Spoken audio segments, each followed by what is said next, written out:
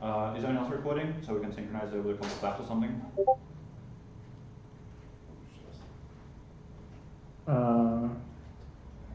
I can record if you want. Yeah. Tapping too many times doesn't do anything. Everybody starts clapping and you lose the yeah. Is the camera dying? I lowered the quality on testing that. I think that, no, okay. I don't know what's on or off. Should we move the 360 camera more to the center of the room? I mean, people are kind of facing towards the center, so sure. If we can move the power board across there as well, yeah. We'll do that then. That's a little thing. Leo, where'd you put my SD card adapter? It should be in the thing, right? No, it's gone. You stole it. Are you going to make sure that the border isn't in a weird You spot? take it from me. Leo, can you make sure the border isn't in a weird spot? Maybe one. Otherwise you get a blind spot somewhere. Like that. And then you guys are cut off. The board? Do we need to see the board? Just put the lens facing directly towards where the presenter is going to be. Like that. The lens. No, but then like, that's for the presenter. Well, you're going to get cut off where the border is. It does cut off a bit. Like, it cuts off a couple centimeters. I don't know, I feel like that should be enough for the presenter, and then this should be for everyone else, and then, like, that's a good line, I think. Actually, What do you mean? Just face the middle of the main lens to the presenter. I'm going to face it at the camera, and that's facing directly to the visual. Yeah. Whatever, good enough. Yeah. I don't know what my adapter is. Be shaking it. In that case, I have to put it back to normal and leave it. Wait. The SD card? The SD card adapter. Oh, did that That one. Oh, I didn't take it. What? How'd you put it in your laptop then? Oh, we should also. This. Oh, okay. Check the quality. Oh, I can't start recording. Somebody with better permissions than I have has to start the recording. I'll start it and just see if someone else is allowed to stop it. The latest one, which is The one in 2020, not 2016. the 2016. Now recording. It's crusty, but it's there. It's worse. It's It's hard. worse. It's It's hard, worse. but you don't. But look at the file size. It's tiny. It's worse. Yeah, but it's not Leave that it bad. be. It's a 360. Hey, Christian, can you hear me? Yeah. Would you want us to use high quality or this quality? But you say Well, that like that's any worse. Like this is High not quality for sure, but are you worried about the time? I'm worried about the time personally. Okay. Well, Did you have a bigger memory card with you? Yeah, we've got 128 gigs, but Just leave it on high quality. Just ends it ends. Alright, put it into hands, sure. Just do all the important stuff first. Yeah, that's good how it idea. works, yeah. I'm going to delete that. Wait for it to finish before taking it out. There you go. Yeah. Huh? Do we have core? That's a good question. Yep. Yeah, so once we get the camera set up, we can start the AGM. I believe. Is there anyone in the waiting room? I believe all of our execs are online.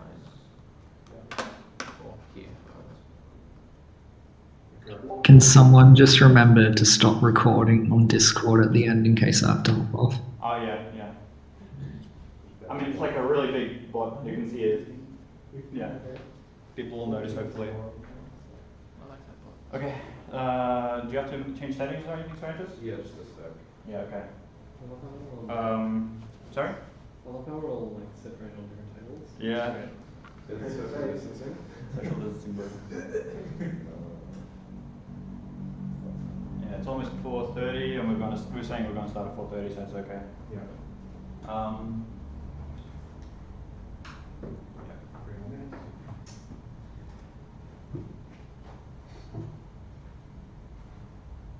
I like the ProgSoc logo in the corner.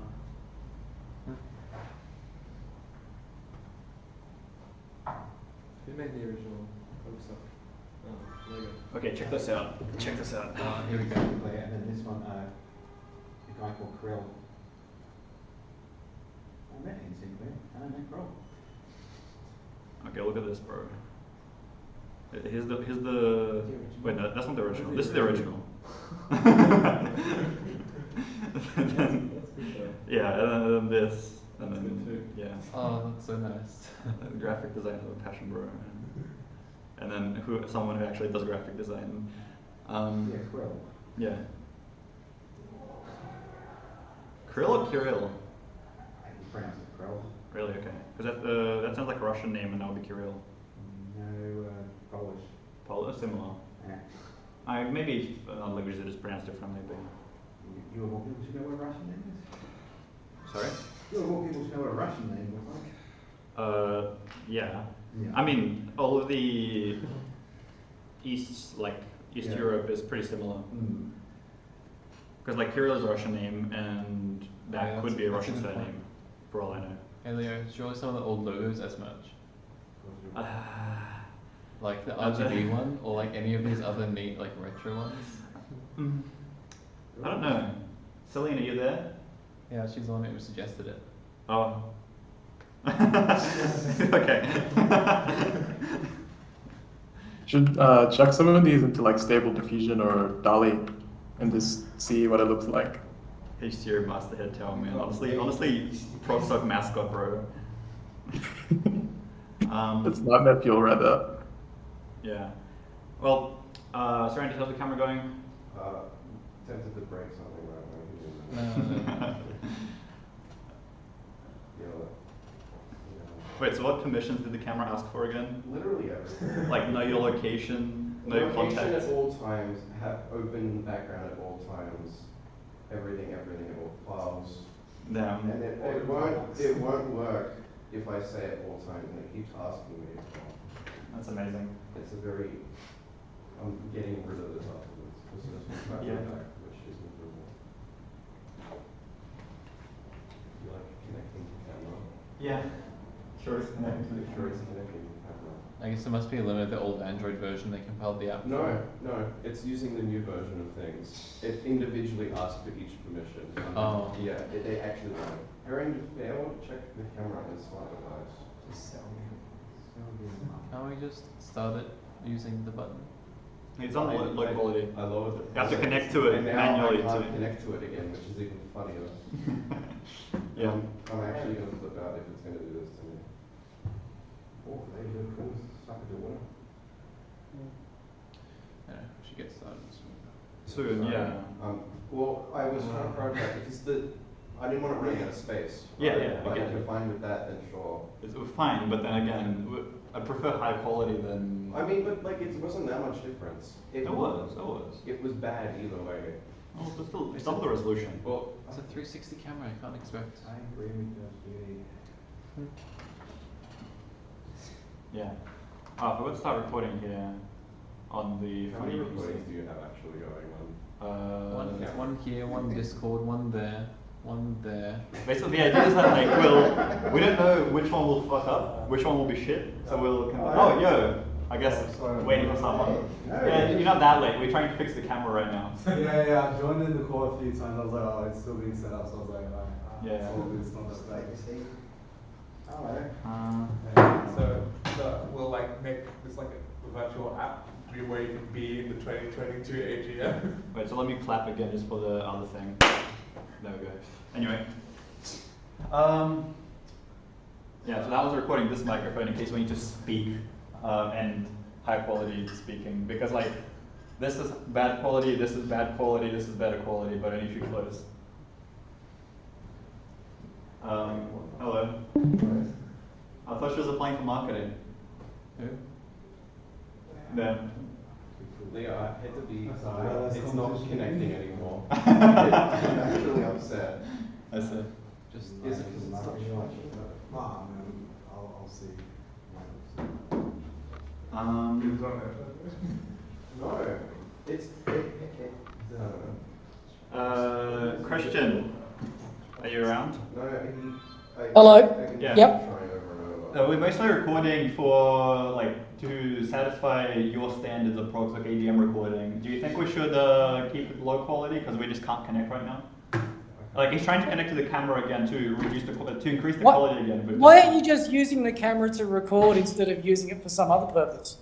Yeah, I'm trying to use it for We were using it for recording, yeah. It's just that we were worried we were going to run out of space, so I lowered it, and then Leo says it's too low now, so I'm putting it back. I think that, don't you mean the battery's too low or the space is too low? The space, because we recorded for about 10 seconds and it used 100 megabytes. Yeah. And Matt, I did the sums. It should be 2 hours for 64 gigs. Just don't. Mhm. Yeah, we'll see how it goes. Okay, so this shows that the quality is going to be half. Is that okay with you? Not really. Okay. Yeah, okay. Like, it's pretty crap on maximum. You're fine. I'm done with mine. It's not. I'm regretting my decision. I thought, it works the first time. Surely it works 20 seconds later. Yeah. So, how's it looking like in person? Has anyone come in? We have like 9 people here, 10 people, I can't tell. And yeah, Oh, that's good. yeah. Turn the camera around. Leo, can you watch me cooperate with this and make sure I'm Yeah. not being an idiot? Okay. Okay, let me download this app and give it a few minutes. Yeah, so sorry to everyone online who's waiting. We're trying to fix a shitty camera. This camera Well, is stuck. it's stuck. Okay, Yeah. accept. Do you want files? Yes. Do you want always in the background? Allow. Do you want notifications? Allow. Yeah. You must allow notifications all the time. Yeah. Yeah, allow. Turn the camera off. Okay. 1, 2, 3. Till the lamp turns off. Next. Hold the movie button for 7 seconds. 1, 2, 3, 4, 5, 6, 7. There we go. It's blinking. Now we click it, and now we wait. The SD card in. Yeah. Excuse me. Oh, well, it's working. Okay, cool. My phone just didn't want to work anymore. Oh wait, we do actually have a mug with the logo on it. Oh, that was very old, yeah. So they exist somewhere. Wait, Celine, are you just going through the archives or something? Is your last name Yusuf or is it? Yeah. It's the other bro. Yeah, it's the other one. The two. Where was it? Shooting options. Yeah, it's online. Yeah. Yeah, and these were the options. So Right. there are a lot. Okay, now it's back. And we Okay. And delete the app. Yeah. Cool, are we good? I need to disconnect and then start recording again, or what? Please just. I'll keep the app until the end of the GM. Yeah, that's fine. So is it recording now? No, it's not recording yet, but you can press it whenever. So I'm gonna. Let me just. Cool. Now we leave it. That's recording, right? Is it when it's ready? Yes. Yeah. Just leave it be. Funny. Anyway, I'll look up again. Yeah. Did you set this up as well? Set what up? This. That. OBS? I'm just. That's recording OBS. That's recording audio. Cool. Let's get started then. Yep, and yours is recording as well, right? Okay. Is that uncomfortable? So many things recording. Yeah. Anyway, surely it's fine. Okay, so actually starting the AGM now, guys. Let's. Took long enough. Sorry for the camera delays. So, welcome to the annual general meeting for ProgSoc 2022. We have to start the meeting by acknowledging the. Okay, I would like to acknowledge the Gadigal people of the Eora Nation, upon whose ancestral lands our country campus now stands. I would also like to pay respect to the elders, both past and present, acknowledging them as the traditional custodians of knowledge for this land. I would further like to acknowledge the traditional custodians of the various ancestral lands from which our attendees join us today. That's you guys, and pay respect to those elders past and present. Okay, so our agenda today, hopefully we won't get it through. We'll hopefully get through it quickly. A quick AGM is a good AGM. Start with apologies. People who couldn't make it. I believe all of our execs are here either online or in person. There's no one in particular that couldn't make it today, so it should be fine. Then we read the minutes. Reading of the minutes, I believe I'm still not sure what reading the minutes is. Like, we need to acknowledge that the previous minutes are valid, right? Well, I looked at them just now, and they seem legit. Yeah. You can take them credit if you like. Yeah, and then the next one is executive reports, where executives explain how the society has been during this year. Then we go through constitutional amendments. We have 4 amendment proposals that we can argue about later. Then we have the elections, and then general business, just general discussions afterwards. And after that, we'll have pizza. Yeah. So, apologies. There's no one really to apologize for right now. Reading of the minutes. So, the previous meeting minutes are on the QR code if you want to scan it. Also, everyone here has joined the voting room, right? This one. If you haven't joined the voting room, join it now. Otherwise, you can. It's a link. Yeah. Sorry? It's in the chat. It's in the chat. There's a link in the chat. Okay. Yeah. Anything in the chat. And it's also here on the QR code if anyone wants to join in person. Are we waiting for anyone? Who was trying to join earlier?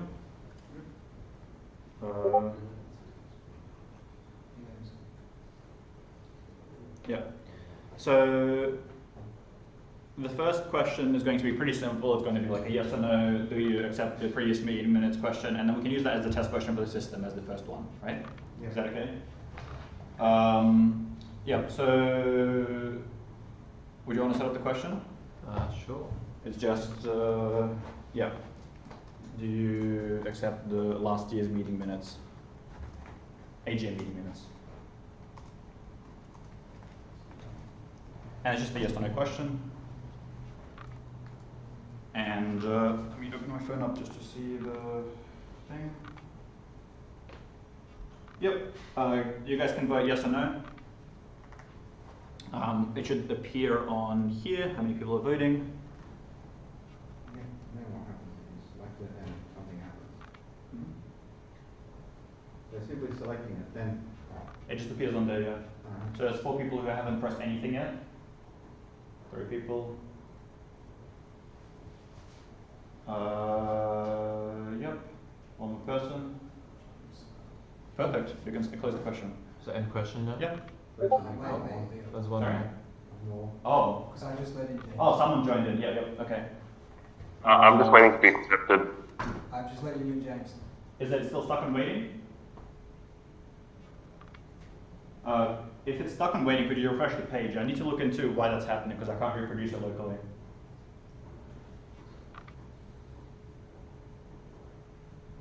Is it working? Hold on, give me a sec. Okay.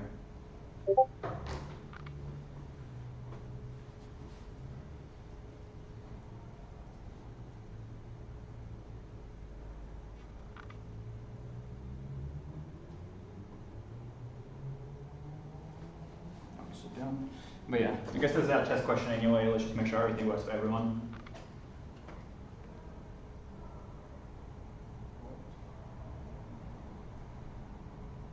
Ooh, 2 people. Did someone else join? Yeah. Right now, that's just James twice. Quick kick the other one, James. Yes, that one.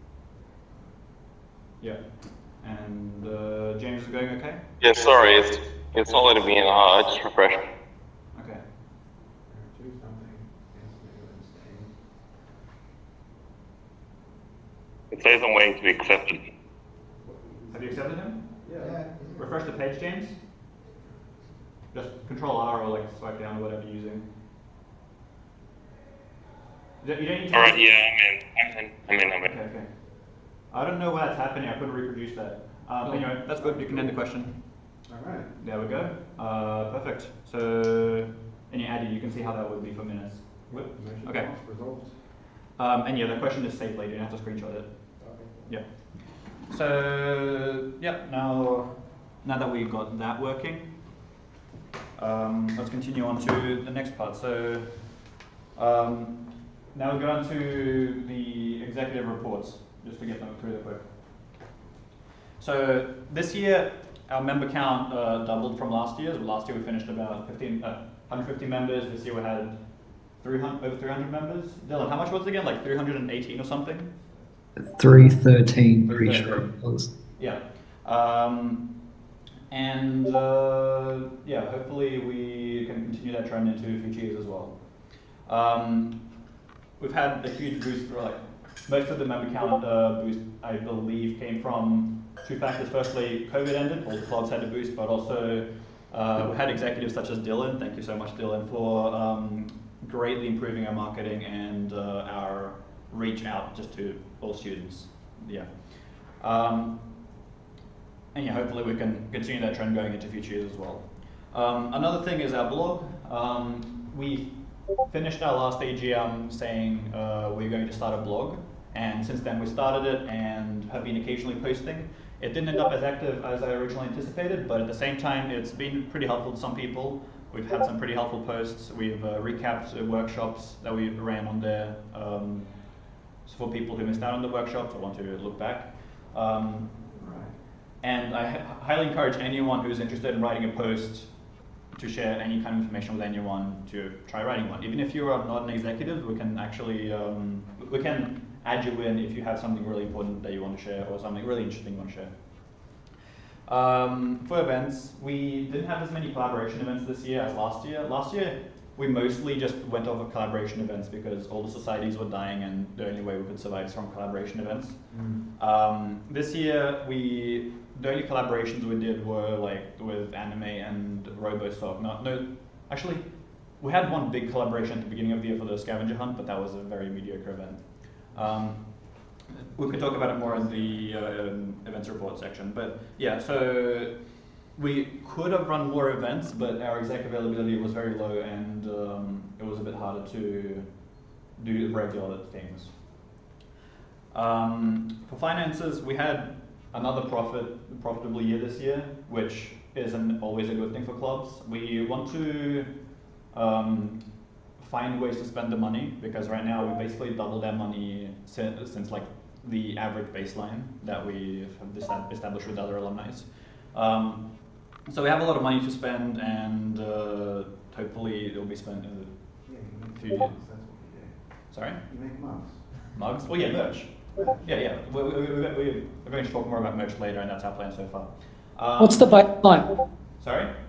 What is the baseline? According to Ben, who's the previous president, and like some other people who agreed with him, it is 5,000, and we're currently at 10,000. We'll talk about that more later. Nice. Yeah. So the physical servers as well. Let's see. So we have Angela. If anyone here knows Angela from FEIT, she's like one of the research professors here. She randomly messages us saying, "Hey, I have secured funding for a ProgSoc server," and then when I like asked her for details and specifications, she came back with like 56 gigabytes of RAM, 2 terabyte drive, a Xeon processor, some like really stupidly high specs, and then said, "Yeah, like, that's just for us, and it's going to be installed in UTS." And that was like middle of the year, and then since then we said, "Yeah, that's okay with us," and she ordered it. And so far, we haven't really heard back much. I followed back with her saying, how's the status on this? And she responded saying, it's still going, things are still being processed or something.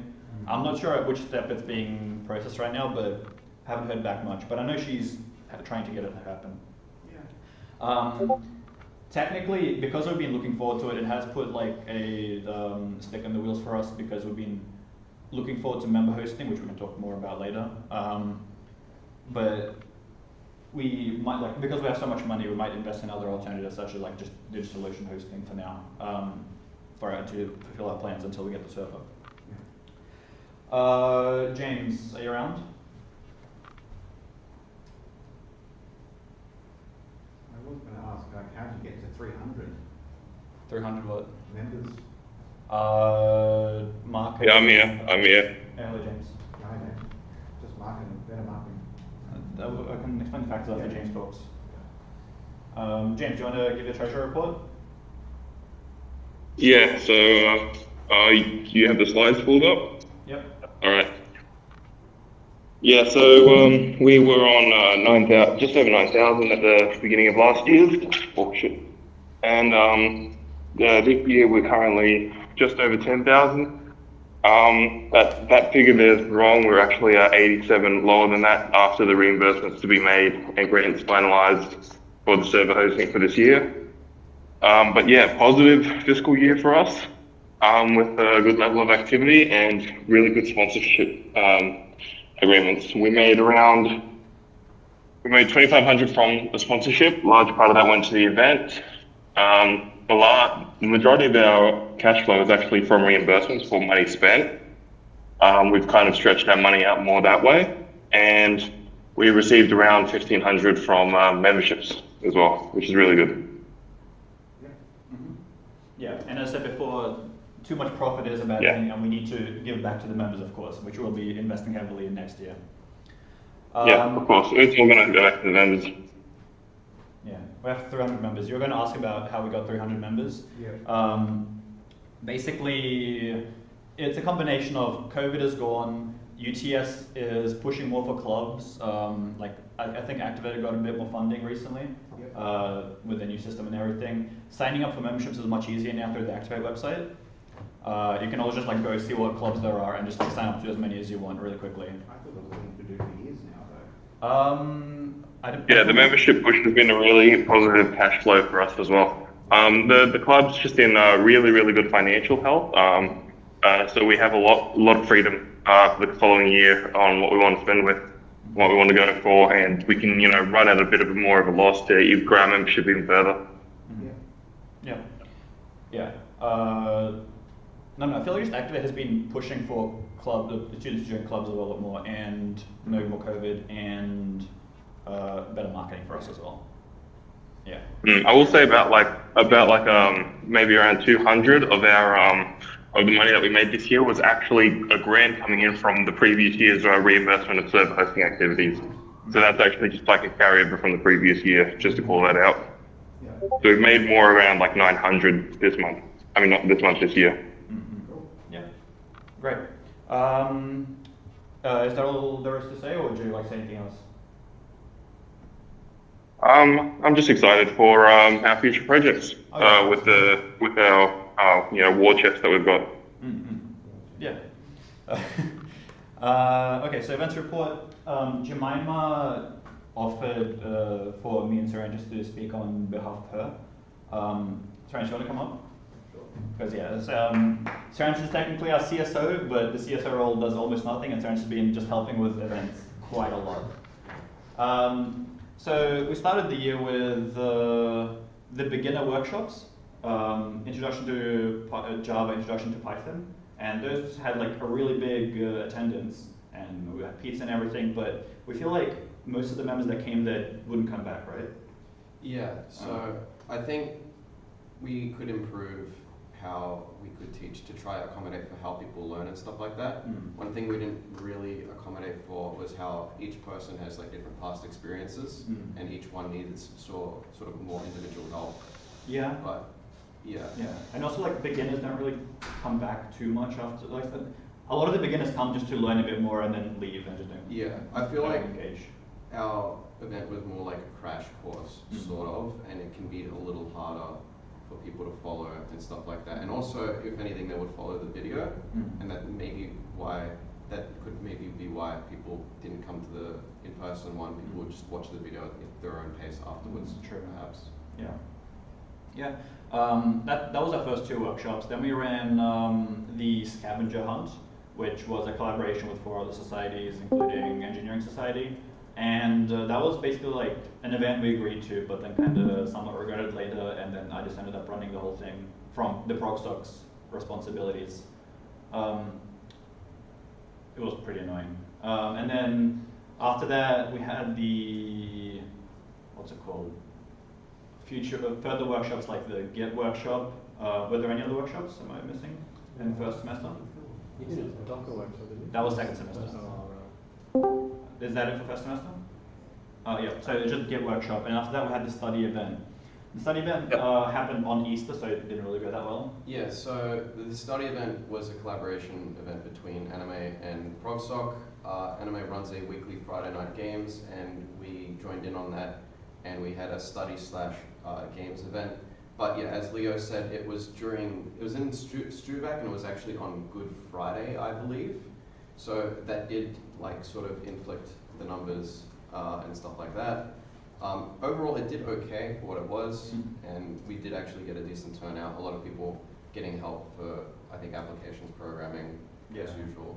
And But yeah, for what it was, I think it was fine. Yeah, yeah. Well, the people that came were really happy with it, but mostly because they finished the apps prog assignment during the day. Yeah. Yeah. It was due that night, I think. Or the week after. Yeah. So then, after that, we didn't really run anything until Stuback and during the holidays. And then during the holidays, we ran the programming competition. That was during the holidays, right? Yeah. Yeah. Was it? Yeah. The programming competition, I feel like, was a great success. Serentis and I worked on the questions, so we made our own set of questions. We tried to make it beginner friendly, but also somewhat advanced, so it had like a curve of like difficulty. And the prize, we had WiseTech sponsor us for 2.5K, 2K for the prizes, 0.5K for the catering. Got catering from Cornerstone. It was tasty, a bit expensive, but free money.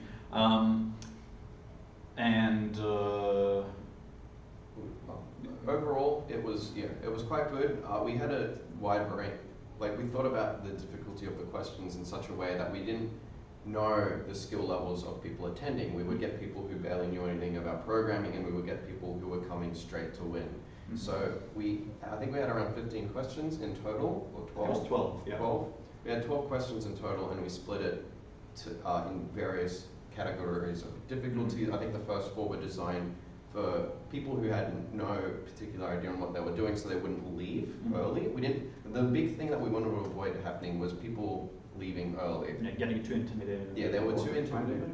Sorry? Time limit.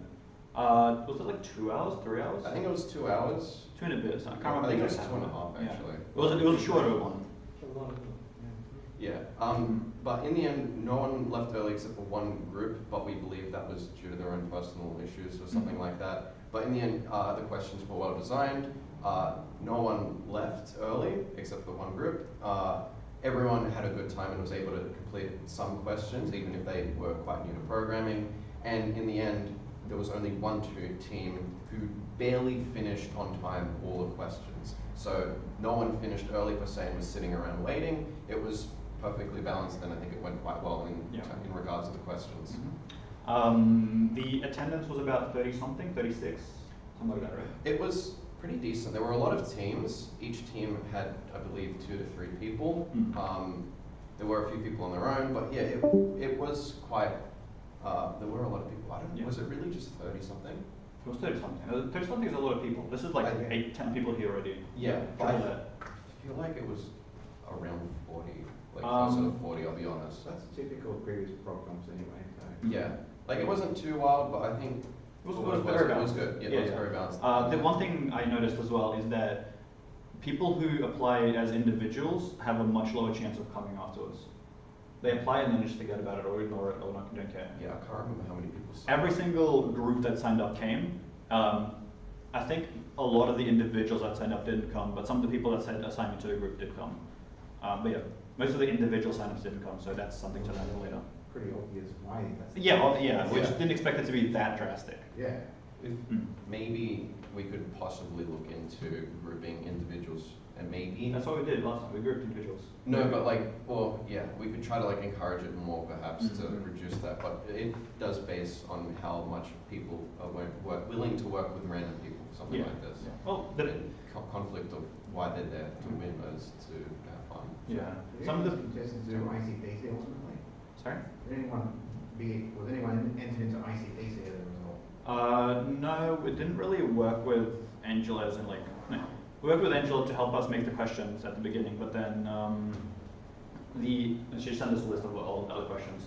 But no, it was not related to ICPC. We decided that this will be a more chill competition just to get into competitions again after like 3 years. Yeah, so we will probably do something more serious in the future. We also had a few WiseTech people come as well. Should we talk about that? Oh yeah, we had WiseTech people come along and talk about WiseTech, help us give out merch, and they seemed very satisfied with us. Yeah, they were quite happy. Actually, they were quite impressed. Actually, from memory, they were like, "Oh, wow!" I'm like, "Okay, yeah, it's competition." Went pretty well. Too bad no one came to the awards tonight. Yeah. Yeah. I feel like that was a bit of like to be expected. Like trying to get people to come like a week later. Because like we would want to give our prizes at the end of our event, not at like next week. Yeah. But no, they forced you to hand them out a week later at the awards and like. Yeah, well, that was all the Tech actual Fest. awards. That's the thing. This was part of the Tech wider Fest, Tech yeah. Fest. You remember Mhm. Yeah. True. Do we normally do the programming competition as part of Tech Fest? No. This was the first time Tech Fest shown. Right, okay. Yeah. It might be worth not doing it part of Tech Fest because like it was like a little sad how that ended up happening. Yeah. How many people did actually show up to To awards? Yeah. Me and him. Yeah. Great. So yeah, maybe it might be worth avoiding. Oh no, that. one person as well who took another award to have Second someone place else. team came. Yeah, the one in second place team members They came. missed out on free food, so. Yeah. I mean, was there any benefit to doing it with Tech Fest? Yeah, because they go, actually, there should have been benefit because technically, yeah, everyone's like expecting that they're going to come to different events around the same 2-week period. And technically they're supposed to give us marketing, but they fucked up. And also, an issue we had was the room bookings. I should rant about that. Basically, we tried to book the rooms for the computer labs, but none of those labs were on the booking system at all. So we went through Activate, they couldn't do it. We went through FEIT. FEIT emailed someone else, and then someone else emailed someone else, and then someone else emailed me back with the details. I responded with the details. They emailed someone else, and then someone else never responded. And then I went to another person in FEIT and said, like, this is too fucked up. Can you like guarantee that we have the rooms book? And then he like said, yeah, we don't have a book now, but you can assume that I'll figure it out by the end. And then we just proceeded with it, and he figured it out later. What rooms did you end up getting? The 400 rooms in basement 1, like the Basement, yeah, the Linux ones.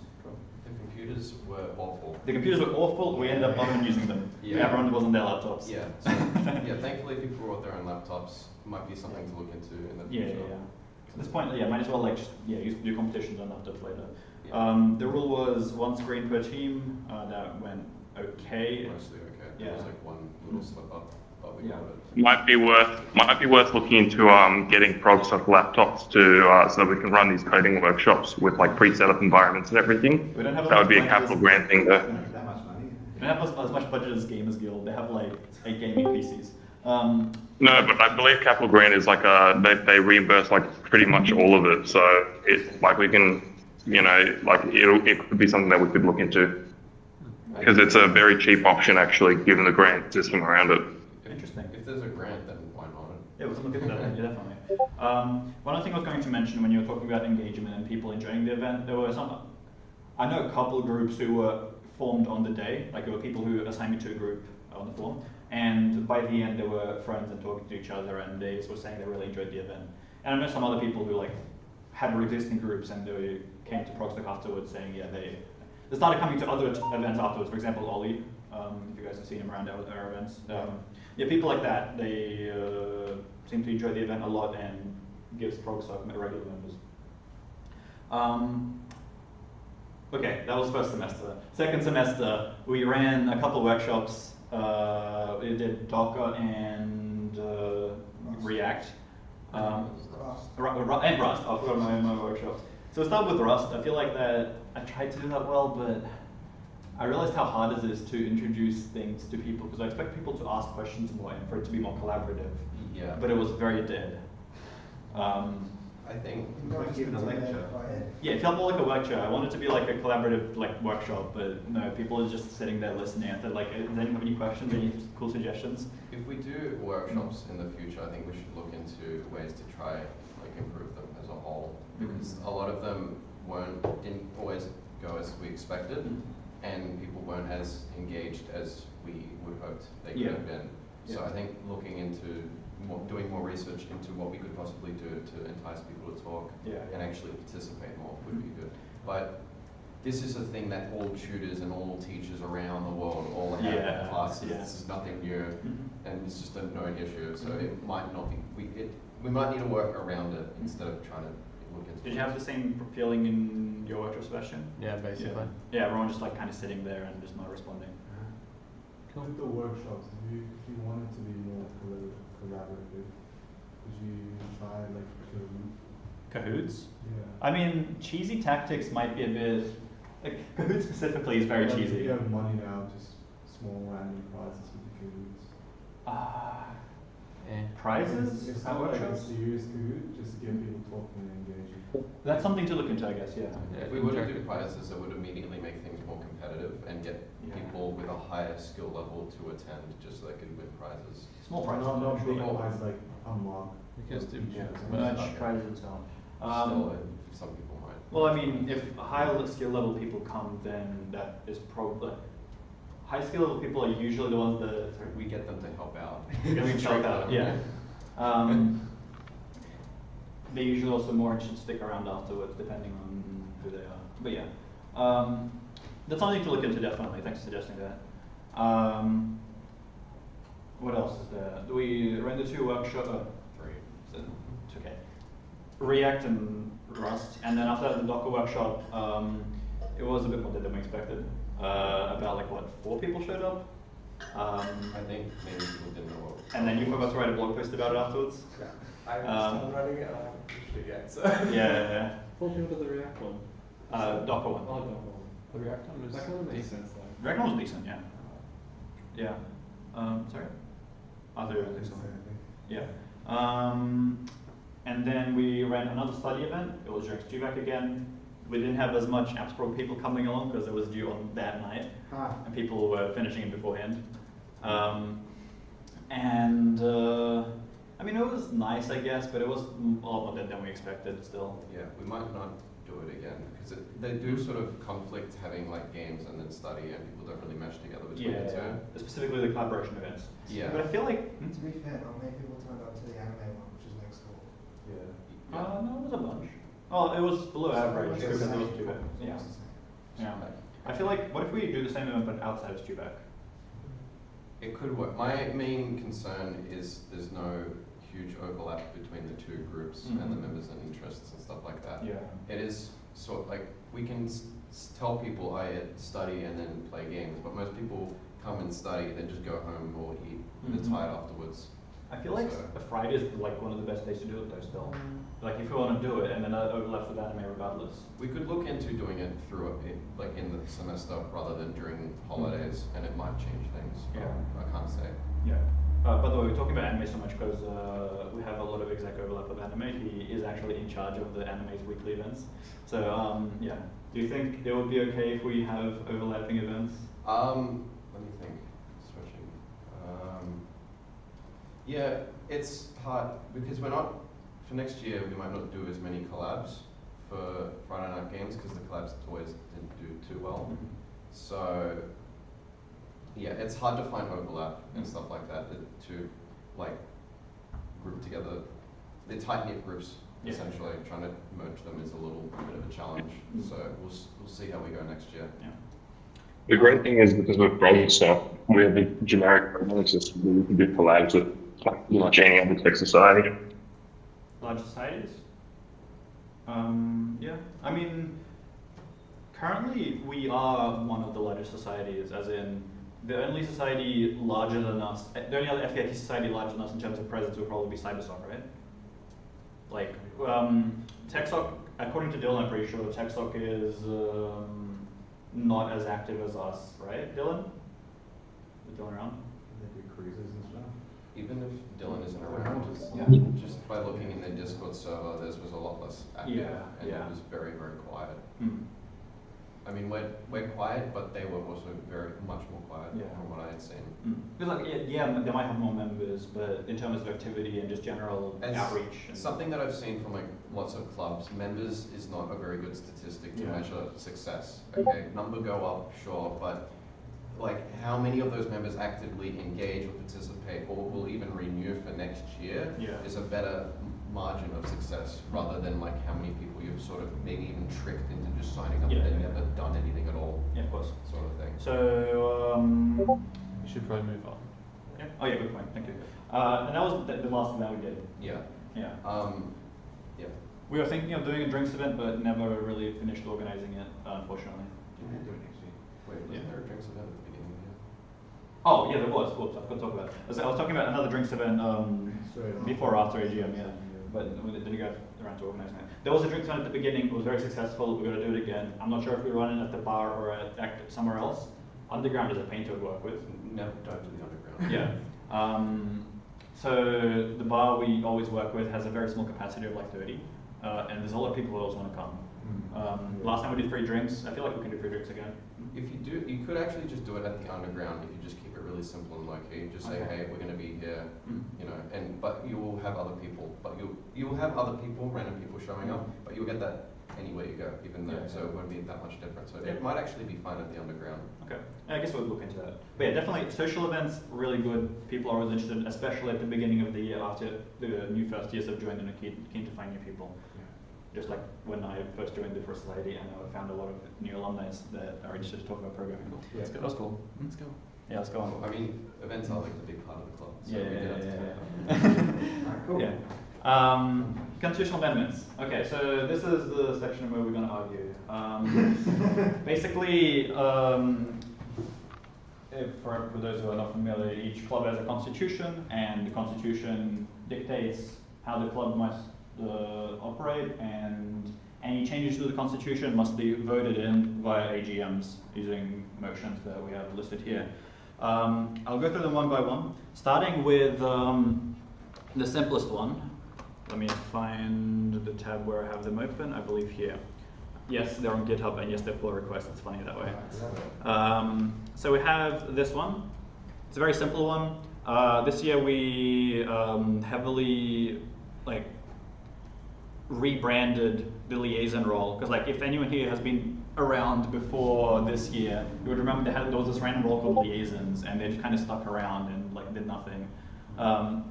Because it wasn't really defined what they were supposed to do. So this year we properly rebranded it as general committee, similar to other societies, and actually had a proper nominate application process and everything. All this notion is about is renaming general committee to liaison general committee everywhere in the constitution. Yep. Pretty simple. Are you writing a question? Sure, can do. So just Yeah. Make sure you label this constitution change so it's better in the screenshots later. Can you do that? Oh, just constitution change colon. It's in text form. Yeah. So yeah, we need 12 to pass each motion. How many people are in the room again? Let's see. I think the board should say. Right, I forgot to add a people counter on the side. Whoops. Yeah, 19. Good. Yep. Yeah, sounds good. And to pass the notion, for each notion, we need to get a 2/3 vote. Yeah. Abstain doesn't count, right? Wait, so no, abstain does not count. As in, does abstain count as no? Abstain is abstain, so it's 2/3 of yes or no. Okay, yeah. Less abstain. Yep, and let's look at the voting process. Dylan had to go. Dylan had to go, then you kick him from the room.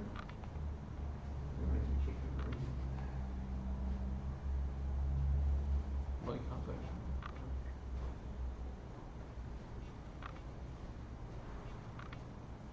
Actually, technically you don't have to kick him. Oh, yeah, we'll leave it. We'll just leave it at one vote remaining, and his vote will count as an abstain. Yep, so votes are going. Leo, do you mind having a look through AGM chat? Sorry? Do you mind looking through AGM chat? Celine and CK have a question. Yeah, okay. Post the notes. Oh, the main changes. Are you talking about the constitutional changes? I'm going to show the change, and I was screen sharing the changes here, and there's not that much in this one because it's just literally renaming general committee to liaison general committee. For the other points, I'm going to discuss it. You are in chat. Share the link in the chat. Okay. I can do that for you. Oh yeah. Yeah, can you please do that for me? Yeah. Sounds good. Let's look at the votes. 3 remaining. Are we waiting on anyone? Because maybe some other people other than Dylan left as well. Has everyone voted? 3 more to go. Do you want to argue it? Arguments? CK is suggesting. Yeah, check the chat again. Argument. Well, Someone someone. wants to vote against it. Well, I don't think anyone is against it. Oh. Is anyone against this? Is anyone against this? There's still a chance to change your vote, and CK is not voting until someone mentions anything against it. Is there anyone here who has anything to say against this? I'll say something against Yes. this. We should keep the past as it is, no changes. I don't know if the camera can hear it, but he's saying we should keep the past as it is. The old ways are best. Always are Always. best. Yeah, yeah. Are you satisfied with that argument? So it says less. Less unique? Oh yeah, I mean, yeah, but the more like, if you want to be like, I don't know, for example, SpaceX or Tesla's company titles, like, what was Elon Musk's self-assigned title in SpaceX? He's like assigned himself some stupid titles to be unique. Cyber King or something. The Cyber King of Tesla or whatever. Yeah, something stupid like that. We don't want to be like that. We want to just be normal. Yeah. Also, adding to that, liaison kind of means you're liaising with someone like in industry, so it's not really a good description of what the role is when it's more of a general helper. Yeah, I think it's not within formalizing it to something similar makes it so people know that Gen Com is Gen Com here, and liaison isn't something different. I'm voting for it, dude. Yeah. Also, especially secret ballot, but whatever. Yeah. Well, one vote remaining. That one's Dylan, right? Probably. Yeah. Sounds good. Then you can merge the pull request. We're going to figure that out later, because otherwise it's going to be merge conflicts. Cool. I'll end the question. Yeah, put the question. Sure. There we go. 2 people voted no. That's pretty funny. Pass. That's a pass there. Okay. The next notion that we will talk about is okay. Let's talk about the executive positions changes. So this one, if this one doesn't pass, then my slides are kind of I have to change my AGM slides. But basically, we are changing we're planning to change, proposing to change the way, the structure of the executive committee. So currently we have the CSO role, so Chief Computer Systems Officer, and that person has always been around, responsible for all computers that ProgSoc owns. So for example, when ProgSoc had a physical room, that person was responsible for making sure that everything is secure and actually managing the physical computers. Since then, the role has basically been about it's been about maintaining the servers. For example, the CSO before me, before when I became president, his job was to move the old server to like a new server, because like the old one was using $100 a month and was very expensive, but it was all on DigitalOcean. So like that's what his job was, and I don't think he fully got around to it by the end still. Point is, CSO role is nice, but we are all programmers and we all want to give it a go, and putting all that responsibility on one person is no fun. So we don't need one CSO, we are all CSO. That's half the proposal. The second proposal is that we are increasing the number of event coordinators to at least 1. Right now we have 1, but we want to have at least 1. So during this AGM, I am anticipating that we'll have 2, maybe even 3 or 4 in the end, event coordinators. The theoretical number of executives is infinite. Yes. Some other side as well. But then that's all up to the vote. Like at the end, we vote, like we start with voting for the first event coordinator, then we vote, do we want another one, and so on. Yeah. Cool. Yep. Go. Sorry? Go. Yeah, we can start the Yeah, that's to expand that. That's the events too. Because like one event coordinator working on like one, and then another organizing the other one like 2 weeks from that, you know. And that way, I'm sorry, but you sound really weird, man. so we can pump it out. Could you please talk slower? Your microphone is not liking you talking fast. I think he's saying that just by having one event coordinator, like create event timelines for the entire year, it's a lot of work, and it's probably the most burdensome role. So by having multiple, we can make them focus on one big event or major ones, so we can plan ahead and actually schedule these larger industry ones. Yeah, definitely. And if, like, for example, the event coordinator is MIA because of work, all of our executives have a chance of just getting a job and working, because it's so easy to get a job in this field. especially if you have ProgSoc on your resume. But, sorry? Why do we need to have multiple event coordinators? Why can't we have one official one and then he can subsequently, appoint Gen Con event assistants?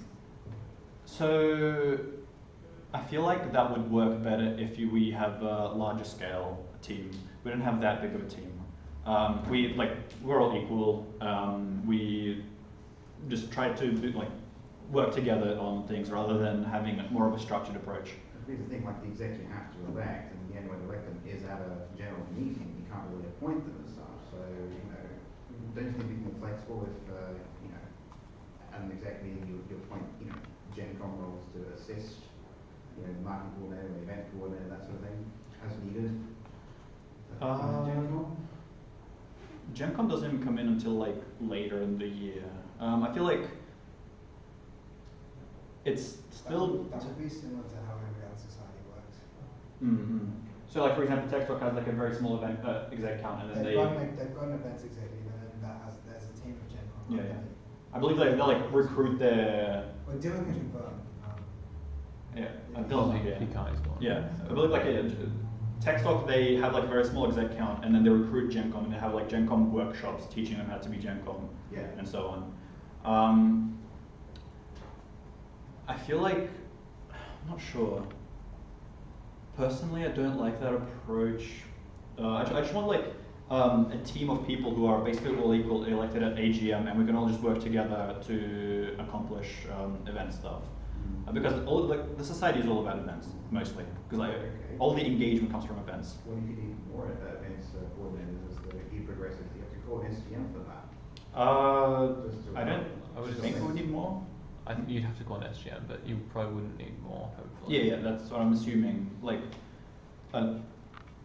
now we're fixed to 1. Now, in the future, we'll be fixed to however many we decided at the previous AGM. So it's better than 1. So would you assign a single event coordinator to a event to manage that particular one, or would you just have them all working together? Assign a single event coordinator to an event. Oh, so that's how you would scale it 1-to-1 like that, rather than having multiple event coordinators stepping on each other's toes. Oh yeah, definitely not. Yeah. I mean, that's how other societies do multiple same roles. If you have 2 artists, they're not going to be drawing each other's things. Yeah, I would say they're team leads or squad leads for a single event, and then they run their Gen Com team or subcom for that specific event. Yeah, Gen Com are around to help if they're interested, but events execs are the main ones in charge of making sure an event happens, the event that they're working on. They don't have to. They can work together, but it's not everyone's responsibility or all of their responsibility to work on a single event. With that in mind, I'm not for having 30 or 40 event execs. If that hypothetically happens, I think 2 or 3 should be around the limit we should reach for, unless circumstances changes. Well, I mean, it's up to the members at AGM, and I think it's pretty reasonable that everyone's not going to elect 6 event coordinators when there's only 6 other roles, 6 other execs. So yeah. I think it's good to have that flexibility in mind because it's one of the most burdensome roles, especially depending on what they're trying to plan in the future for the year. Yep. So is there any other points against that anyone would like to suggest? Sounds good. Let's have to vote if it has already started. Yeah, this vote's been started. 10 votes remaining. Okay.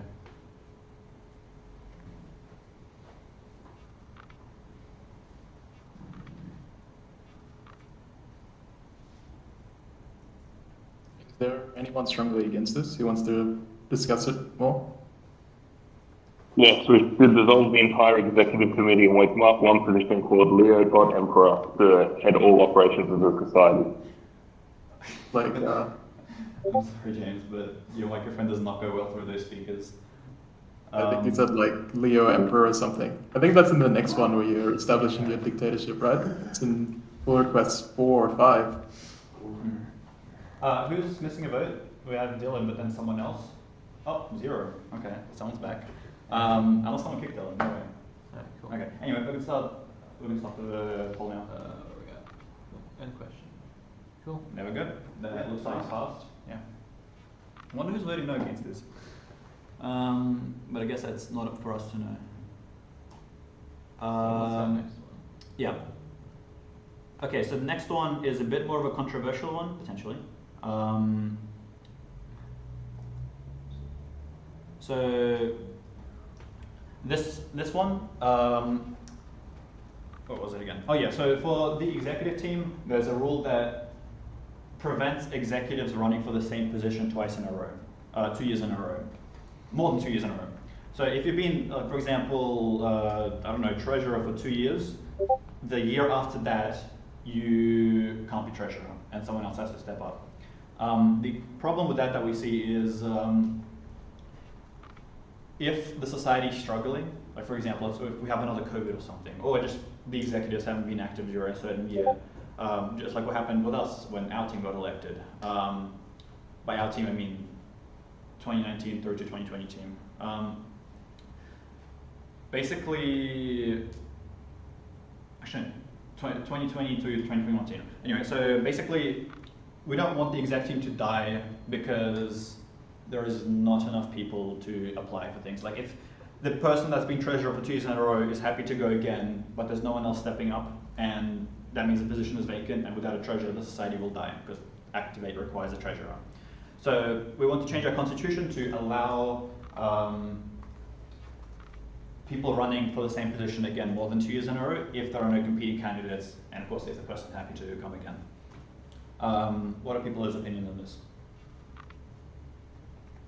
Well, what happens if they don't want one again? That's it. There's no more other people who want to fill that position. Well, that's society's problem then. They're not forced to run again. They're just like giving the option to run again if there's no one else. Yeah, I think there are better solutions to this that don't involve constitutional change, namely rotation. You can rotate the roles around, you know. Mm-hmm. Having said that, I mean, how are you really solving the problem here by, you know, taking this requirement away? That doesn't, you know, the reason why we have this in place, as is commonly understood, is to, you know, encourage, you know, a vibrant executive and not, you know, staleness, really. Yeah. I'm sure you've heard that argument many times. Yeah, I get that, and I feel like if we have a vibrant community right now, and there's like 2 people applying for treasurer and one's been there for 2 years, then of course the other person should have a go, and that's what it still enforces. No, I mean, the way we tend to have done this is, you know, a few executives step down, others, you know, would take the role. Yeah, I don't think we'll ever be at that point, and I think that if we do have 2 people, like someone has to run for the same position for years in a row, they could just swap executive races on executive, have the event coordinator run for a treasurer, the treasurer run for event coordinator, even if that's really when it would kick off to. James, we can't really hear you. I think no one in this room can understand you through those speakers. I wonder if there's a better way to do this. I can't decode that, I'm sorry. Next question, that's what. Yeah, I can add my 2 cents. Like, from my understanding of this, like, this is only really an issue if there's no one taking the role anyways. So I think this is good anyways, because then we have another person. I think having a role vacant in some supporting member better than just having no one there, even if it is a bit stagnant in comparison, because, you know, execs come with previous experience and can help guide the new ones. And I think that handover process is also quite valuable. So you're saying the role should, like, the constitution should not be, like, the amendment should not be added because then it gives opportunities to new members who might be joining another role to go to that role, and then the person who switched roles can train them up. Is that what you're saying? No, I'm saying it should be added because from my interpretation, it says, so let's say you're a treasurer, right? Yep. You can apply for a 3rd year only if there's no other treasurer applying. Mm-hmm. Otherwise, then you're forfeit from that. Yep. So I think it's good having someone there at least who has experience, who can guide if there's no one available. Because having one less exec doesn't make sense when we could just have one more. Mm-hmm. Because I don't think it's going to cause stagnation directly, especially if no one participates, right? Yeah. Because as you said, it's probably worse to have a society dissolve or have not enough execs just because of a single rule, rather than it just being stagnant. That was my main original argument, I think the argument here is that so the option of also having the exec is for them to just apply to another role. Yeah. Is what we were saying, and yeah, and so like the devil's advocate to this would be, we wouldn't see a way how we would benefit from the same exec applying for the same role. If there's like a tangible benefit, then maybe this would be helpful to adding it in. But if it's not, if they can also help from another position, then there shouldn't be that much of a difference. My counterpoint is something like treasurer would be quite specialized compared to another role. So wouldn't it just be easier, especially if no one else wants to run treasurer? Because then, like, another exec who wants to go for a different role can go with what they want instead. Well, specialized roles, there is training required, and of course it's always beneficial to train up a new treasurer. So like, I get the argument that if you don't enforce this rule, then people are less likely to apply knowing that someone else will be in there instead. And then of course no one else applies and they can go for a third year. But at the same time, if there is no one else applying and there was no one else going to apply regardless, then that is a big issue for the club. Yeah. We don't want the society to end up dissolving just because of this rule. So I guess a better way of maybe putting it is everyone gets, like, looking at it in a more positive light, and not stagnation. Everybody gets the role that they want to get, basically, right? And it's not stopped. So if a new person doesn't want that role, but there's no other role available, sort of thing. But if not, then so someone that's happy doing treasurer can be treasurer. I get it. I think James has a good point, as in people shouldn't be able to, they should have to follow the rule with 2 years if it's one of the activate roles, like VP, treasurer, and president. That makes sense. And more minor roles, like events coordinator, they should be able to keep on going. Okay. President, treasurer, secretary. VP isn't mandatory, I believe. No. Alright, so 2 year rule for the top 3, and then not like add the amendment for everyone else. Is that what you're saying? Yeah, basically. I think that's what James means by that. Or is it the other way around? Yeah. So only an exemption for the top 3 roles. So the society will understand, but if we don't have marketing coordinators, we just, we live with that. CK, you're asking a question. Yes, we do vote for the amendment. We're going to make the vote soon. Do you want me to? Yeah, once we finish discussing, because there's still a lot of discussion going on. My question was, if we're amending the if we're amending the proposal, then do we vote on that the proposal is changing? I don't know how that works, because technically the amendment's That's a separate motion, a motion to amend the motion. That's a sort of serious. That's it. That's what you normally do. Are we going to do that? Are we able to amend? Or do we need 21 days with Activate or something? I'm not sure if that requires that. Okay, so firstly, I know that, let's say, sorry, I'm having mind blank. So if, I know there's like a 7-day requirement where we have to submit the motions 7 days before the AGM. Yeah. I'm not sure if we can amend them on the spot. Hopefully we can. Do we just test it and see how it goes? Because this is a pretty it's a pretty major one, never mind. Yeah. Yeah, I'm not comfortable just changing the motions at the last minute. I mean, maybe if we were unanimous on it, but I don't think we are. No. Yeah.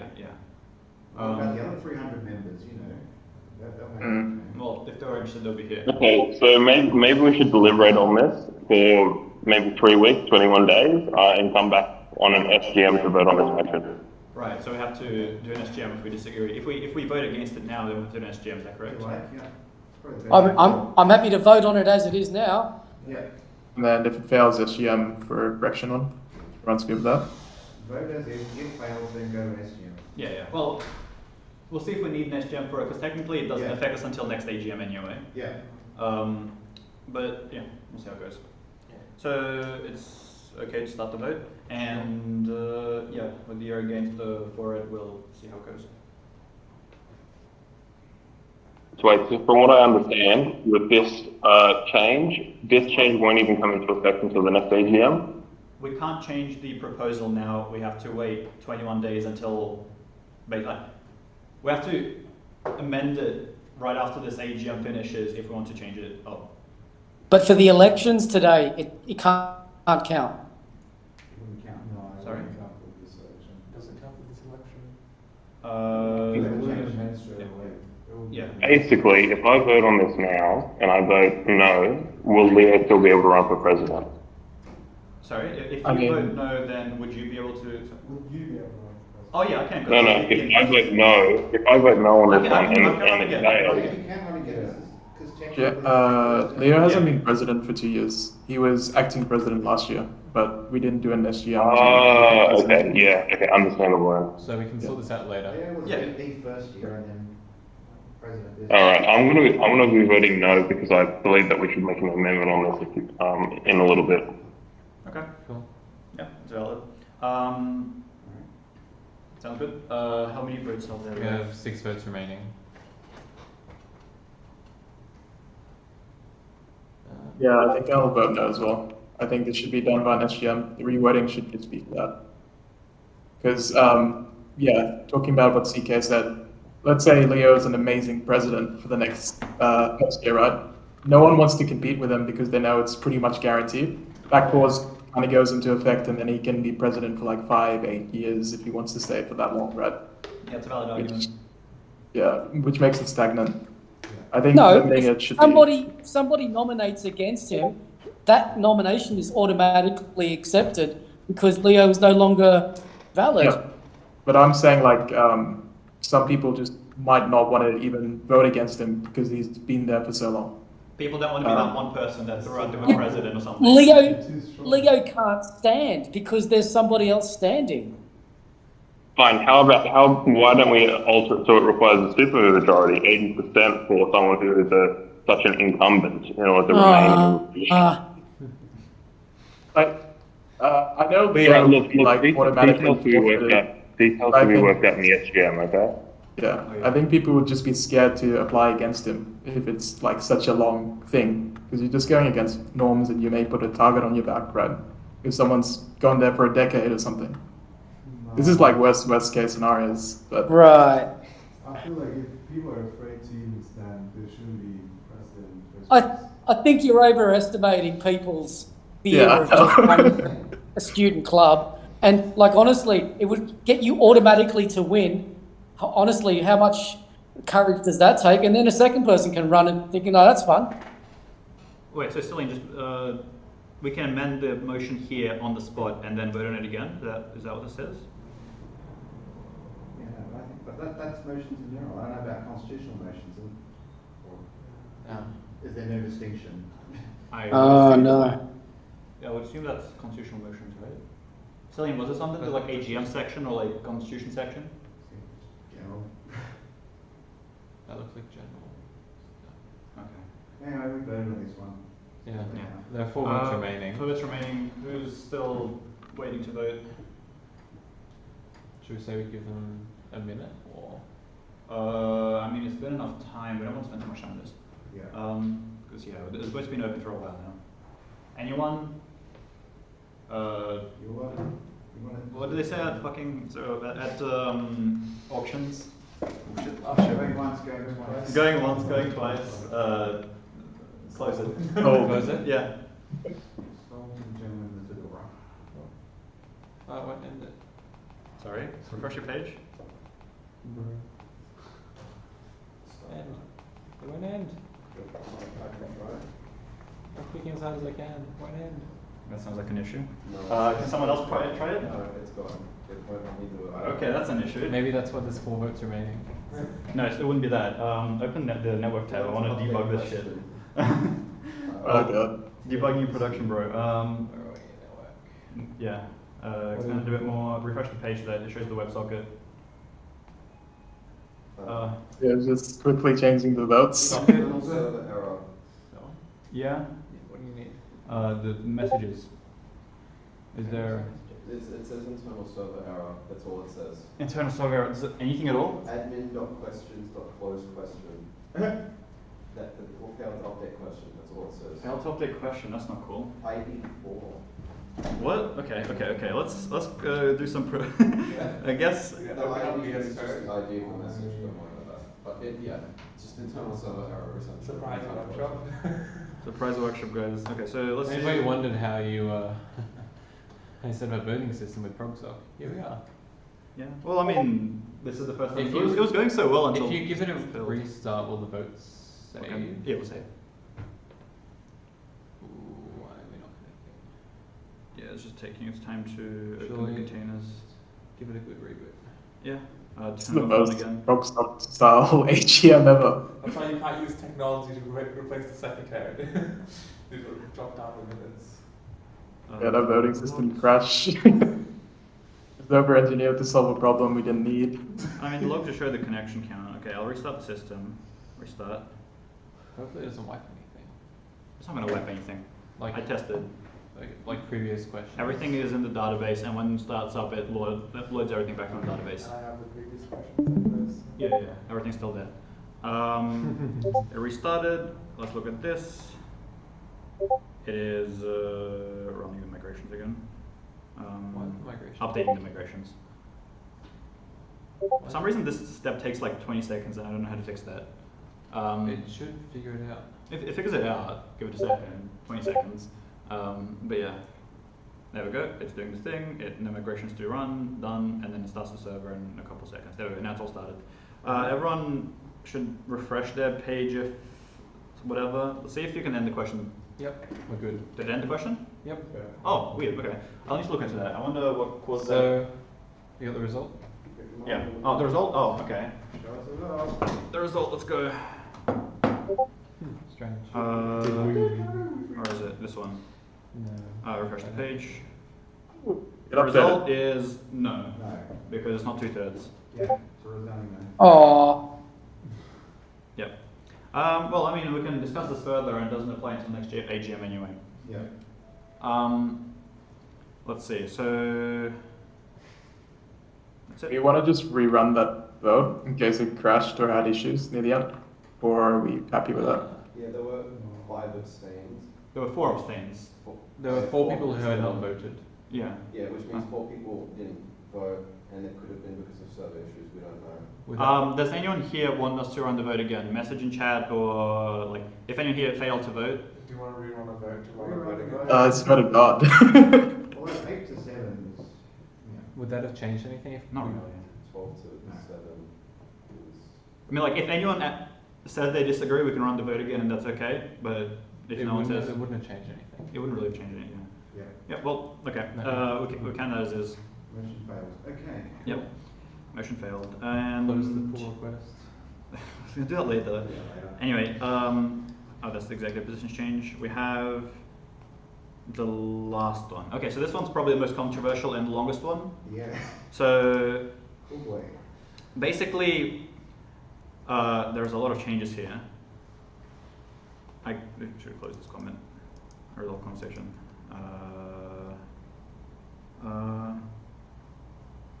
Wait, did I address this one? I would have, right? Oh yeah, I addressed it by adding it at the bottom here. Yeah. Yep. Yep, so I wrote that as well. So basically the only thing this does is it takes this one large paragraph. It does 2 things. It takes this one large paragraph and breaks it up into points. And also it changes one place over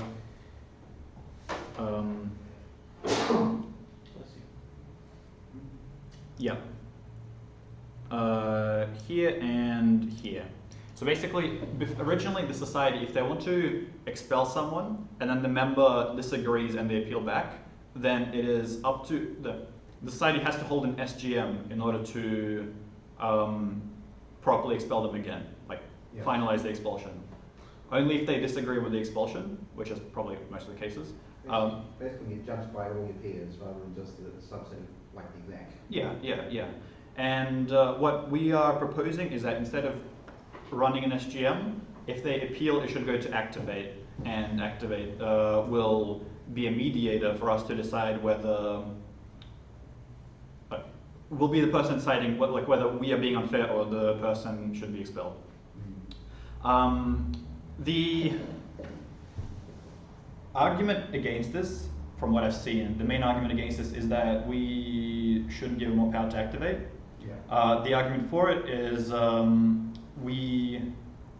don't really want to host an AGM when someone disagrees, no, an SGM, when someone disagrees with their expulsion, because firstly, we have a really huge member count. We have to send out a lot of emails. People will probably get tired of the society if we send too many announcements, especially by email. But also, if someone is being expelled for something they know is wrong, but they don't want to be expelled either, like if they're a troll or something, and they come to our in-person events and doing dumb shit, then they would want to make it hurt for us. They would want to do something that would slow us down or annoy us, even if they know they will fail. Because, for example, with an SGM, they will say, no, I disagree, you must host an SGM now. And then we either can't expel them, or we host an SGM and they probably don't even show up to it. And the sign of censure that they're expelled. Yeah, but that requires a huge burden for us to organize it and everything. Yeah. Another case is him just coming with 10 friends, because it's a pretty small SGM. I don't think a lot of members would attend, but it's very easy to influence the vote, even though they've done something really bad. Stacked in their favour. I mean, that's why that option kind of exists. So. Well, I mean, in that case, there is the argument that if those other 10 friends are also members, then it is kind of the club's vote. But then if those are not active members and they just signed up on the day just to support the guy and annoy society, then that's kind of against it as well. So yeah, that's another way against it. Yeah. Cool. So does anyone else want to discuss this further? Like I just mentioned the main points again, for and against. I'd like to also raise, if it is stuff like harassment, for instance, even if that is the society's, I guess, vote, where 10 people say for this, I think we should have a zero tolerance on that anyways. So I think, yeah. Well, if we send it off to Activate, they will also have a zero tolerance policy for like any harassment and stuff. So, yeah. What are Activate's mediating credentials? They have a student body that gets elected that also interacts with them. So technically, like I think someone mentioned going through the student association. Technically, Activate has a student body as well. Yeah. And also they do the mediating. Sorry? They do the mediating, is what you're saying? The student body? If it comes down to that, because like technically, it goes through Activate, but Activate gets paid to support the clubs. Actually, I'm not really answering your question right now. No, you're not. Yeah. So I don't know what their credentials are, and from what we've seen, it's good. We have had similar issues in the past with other societies such as Anime, where we want to expel people, and Activate seems to have the reasonable a reasonable approach to all of these things, especially when it comes to harassment. That's all I need to know. Yeah. Is there a reason why we can't do both, like have an option to do one or the other? So I think what that means is handle it on a case-by-case basis. Yeah, because then it is, as some other people have pointed out during discussions in general chat, it is difficult to, it is weird to leave that option up to the executives, because then like the person applying, if someone appeals, it shouldn't be up to the executives to choose how they want to appeal. But if they choose how they want to appeal, then we always come back to the same problem of them trying to make it as painful as possible for the society. So yeah, I understand that this is a controversial vote because ProgSoc has historically been independent and we don't want to depend on Activate more. But in this case, with the society constantly changing year after year, we can't really, the other argument that I see is that like we can't really call the society, like it's not the same society every year, it's something new every time, and the one thing that holds us in place these days is the university and Activate. Mostly because, yeah, we had another discussion, the execs don't really last more than 1 or 2 years usually, because our degrees are short. So yeah, that's the argument for why we should depend on Activate rather than staying independent from them, if anyone agrees with that. Does anyone else have counterpoints to what I just said or to the whole proposal? As someone who's worked very closely with Activate this year, I've gone in plenty of times and I've spoken with them plenty of times. I can say that they have definitely like improved and they've become quite friendly. At least the club's team who we'll be talking with, they're very friendly, very understanding, and very human, and they've been honestly great to work with for the most part. I believe working closer with them wouldn't be a bad thing. Yep, that's good. Yeah, I was wondering about that. I was wondering like if we should be more reliant on Activate. Yeah, I can just like walk into the office and speak to Maddie or like speak to anyone anytime. I did that yesterday when we had an issue with the email archives, and basically it went through ETS and then went through Activate, and Activate complained to us because that ETS complained to them, and then we're like, no, we disagree. And I told Maddie why I disagree, and now he's pulling it back up the chain saying the person applying was wrong and we're actually right. Yeah. Is that something we'll talk about later then? Yeah, we'll talk about it later. Then I think CK had another question. If you look in Discord. Yep. I just scroll up a bit. This one? Yeah, that one. When's the last time we expelled anyone? We should probably have a different amendment about needing to expel a member. Right. Yeah, for a future SGM, sure. Different amendment about needing to. Right, yeah, true. No, but that's like only a minor part of it, because the whole point is if you want to make the society suffer, and that's what people getting expelled usually are, like half the people that could be getting expelled would be there for. And anime had this problem before. One person was, just last year, there were 2 people that we wanted to expel from anime. One person was a troll, and another person was someone who didn't understand why what they were doing was wrong. Actually, Stelline's typing. So we'll see what Celine has to say, because she had to deal with it as I'm well. going to create the vote because it seems like this is drawing to a close. Yeah, any issues with Activate that we've had in the past, at least with anime, have mainly been issues that are just out of their control. Because ultimately they work for the uni, and if you're asking, oh, can we book a room, for example, and you have issues with that, that's not Activate's fault if the uni isn't cooperating with them. But with something like this where we're just asking for their opinion or getting their vote is totally fine. They don't need to rely on anyone else, and it should be totally fine and reliable. As people mentioned already, these years, the people that we directly speak to Activate, our Activate contacts, coordinators, club coordinators, they are really good people, really easy to talk to, really easy to contact and discuss things with. Very welcoming for us to just come in and discuss things with them in person. They also have a lot of good opinions about stuff like this as well. That is their job, is to know about any consequences or any scenarios for anything like this, such as removing a member and any cascading effects that they could have that we wouldn't even know about. So it is actually good to get their opinions. And they oversee a lot of clubs, so if something happens to one club, they'll know how to learn from it and then how to help. Yep. So have you opened the vote? Yep, the vote is open. If anyone else has anything against or for to say, let us know while the vote is going on.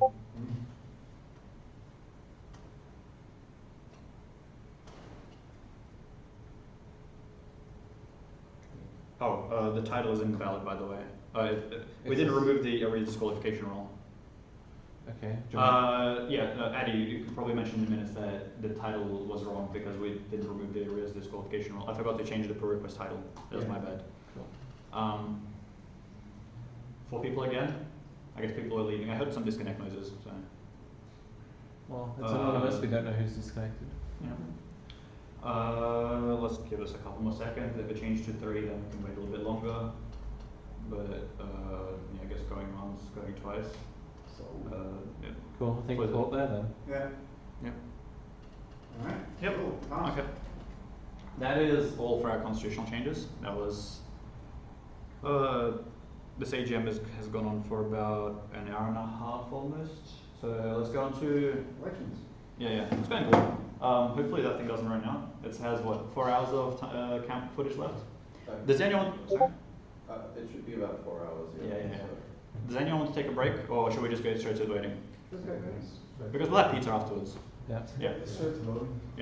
So let's go back to the slides. Constitutional amendments. Let's go to the election. So the election is actually, I assume some people would not be familiar, so I'll go through it. The election happens with us announcing the role that we're going to be electing for. I will have the people who did the nomination form on the slides, because you went out of your way to do the nomination form, and I will be seconding everyone who did the nomination form. Technically, the idea is that anyone can nominate themselves during the AGM, and then someone has to second them, and then they can talk about themselves and be in the vote. But we wanted to have a nomination form so that people can apply beforehand, and we can get to know them and everything. Unfortunately, no one who didn't know applied. All the people that we applied, we didn't know. Like, I know you and stuff. But yeah, so we'll, how does it go? Once the voting starts, you'll probably vote for the candidate. The candidate gets about like 3 minutes to talk about themselves, or up to 3 minutes is an easy cutoff. To talk about themselves and just basically say who they are, why they want to be in the role, why we should vote for them, and yeah. After that, what was it again? We have the vote, and then the person who gets elected is elected. Sorry? Okay. And before the vote starts, I was going to mention, it is in our constitution, I believe, that all of the current execs step down right now. Basically, yeah, we are all stepping down right now, but there are no more execs in ProgSoc right now. Yeah. Yeah. As of right now, I'm officially announcing it. So, right now, there is no president, and we're going to elect the president first. Nominee is Leo Shurov, but if anyone else wants to nominate themselves and requires a second, then let me know. Let us know. Does anyone else nominate themselves for president? Who seconded you? Oh yeah, true. Yeah. Wow. My bad. I'll second Leo. I seconded first. Yeah. Yeah. Okay, then I third. I can't create a vote for this. It's either yes or abstain.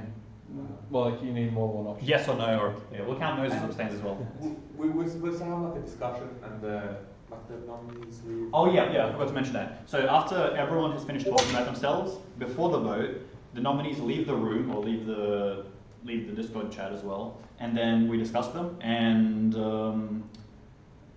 after the voting is finished, they can come back in. Basically, the people who are voting for should not be present during the discussion. Yeah.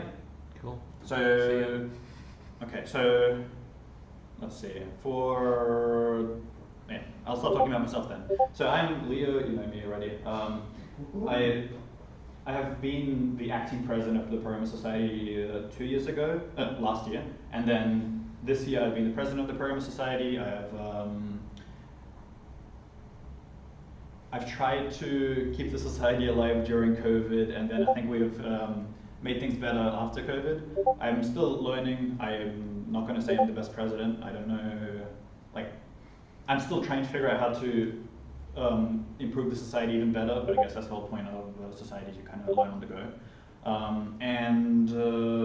I am keen on trying to improve the society even further with the ideas I have for next year. I don't know what to talk about because most people already know me, but yeah. Yeah, anyway, I guess let's just leave it at that, and I'm going to, oh, by the way, people who are being voted for can actually vote for themselves as well. Yeah. Because everyone's going to vote for themselves anyway. Yeah. So, Have you got the voting up in your phone? cool. Yeah. So, Theoretically, what happens if we all vote no? if more people vote no and abstain together, because we can't have only one answer on the voting system, if more people vote no or abstain together than yes, then I can't get in. And then the society must find another president during the next, like, however, I don't know how that works. Because the top 3 roles, president, treasurer, secretary, are required. And if they're not fulfilled, then I don't know how it works. But yeah. I will leave the room, you can discuss, let me know what I can go back in or whatever. Does anyone want to stand up there to lead the discussion? Yeah. Yeah, call me and on Discord is not ready. Alright. Yeah. So, close the doors. Get out of here. Alright. No real complaints. So does anyone have any complaints for Leo? No, but yeah, so, yeah, been working. Why aren't you running Addy? Yeah, I'm not running because I have other commitments. Okay, but it's not about me, it's about Yeah. Leo. So I would say working with Leo for the past 2 years, he's always been at the head of every event that we run, and he's always taken the helm, and he's been, you know, great to work with, and he takes responsibility, make sure that work is done. So probably don't need to have a discussion right now, but might as well. So Consummate professional. yeah, constantly, definitely. And also, everybody who will join will have the same imposter syndrome I did when I first met Leah, which is great. So we should keep in mind. Yeah. Anyone want to? Yep. Anyone want to add? Yeah, I can add to that. Yeah, I would say Leo's definitely been the backbone of this exec team, and I think ProgSoc as a whole for the past 2 years, especially last year when we had a very small team. We had no Gen Coms, and then our exec team had a few inactive execs. It was very hard to run, especially with everyone working full time and then starting from pretty much nowhere, like with no training. He was the one who just kept the lights on and made sure we could actually survive that year. And then this year, he's, from the experiences we had last year, he's really pushed it to the right direction, doubling membership count, and then just, you know, being proactive, finding events, finding sponsors, and just leading us in the correct direction. I think it's probably the best, definitely one of the best execs I've spoken to today. And I think he'll be good in the position. Leo. Yep. Alright, where's the What is a supportive transition to push society into eventually becoming Rust stock? Rust stock. Yeah. Well, other execs have to keep an eye on him. Make sure he doesn't do anything drastic. But Yeah, he's done a great job, and I look forward to another year of him as president, in my opinion. We have 7 votes remaining so far. Cool. You go 7. Now it's not. We'll give it another minute. Sorry? Are we waiting for him? Okay, cool. yeah. Okay, cool. We have 3 votes remaining. 3 votes remaining. Yeah. Yeah. So has anyone not voted yet? Maybe people are just inactive. 14. Cool. I'll assume everyone has voted. Yeah. Going once, going twice, and so on. Okay, now everybody frantically ping Leo. Great. Most people abstained.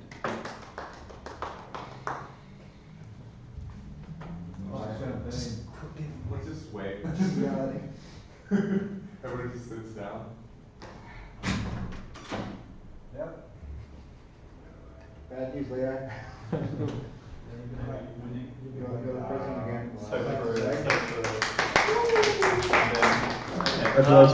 Actually, I wonder how that works with, like, and I said abstain and no, some abstain and no, but some people are going to abstain because they're. Probably just people who've left. Well, yeah, that's what I'm saying. So some abstain and no doesn't really count as people who voted no somehow. I was going to check. Okay, so the next thing is, let's go, next role. We have the vice president role, and the only nominee so far is Sebastian. Does anyone else want to nominate themselves for vice president? I'll second Sebastian, if you want. Anyone who did the form, I'm seconding automatically. All right. So, let's see. Anyone else? Nope. I'm saying answer nope.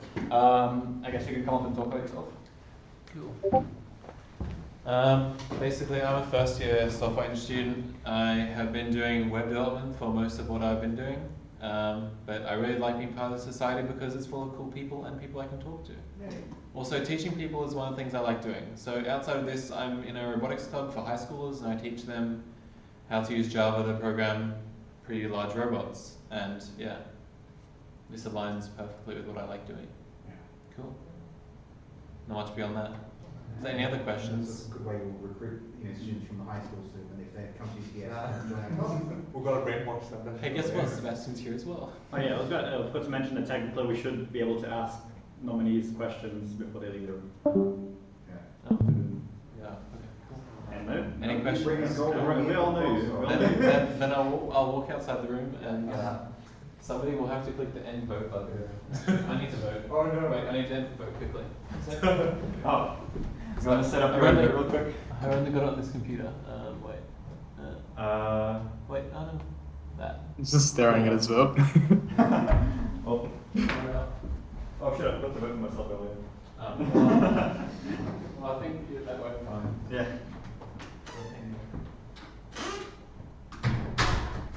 He's pretty cool. A few words about Sebastian here. Yeah. Sorry. A few words about Sebastian. He's pretty cool. So he was part of the society before he came to UTS. He joined the thing like during the school holidays after he finished his HSC. Joined the Discord server, and he's been like actively posting random projects and everything. So he has a lot of initiative, and I can see him becoming a president in the future years. And he is also doing engineering, which means he'll stick around for a long time. Yeah. Does anyone else have anything to say about him? I'll tell you raise your hand. Anyone online wants to say something about it? Sebastian? Well, Sure, yes, that's might as well be him. Okay, good point. Anyway, Yeah. let's look at the vote. Let's look at how long it's lasting. 7 people. Come on, guys. Chop.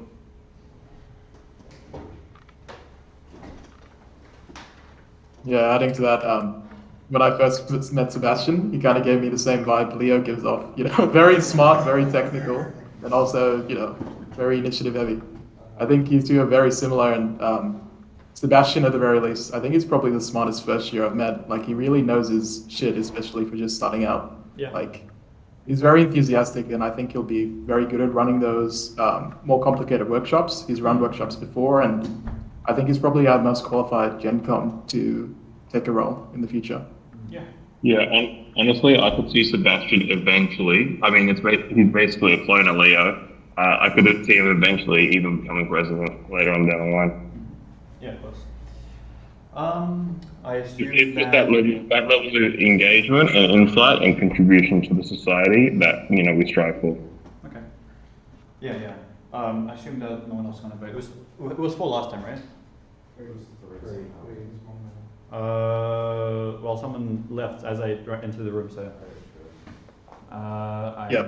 ending the Yeah. question, and that looks like a yes. Yeah. Do you want to call him? Yeah.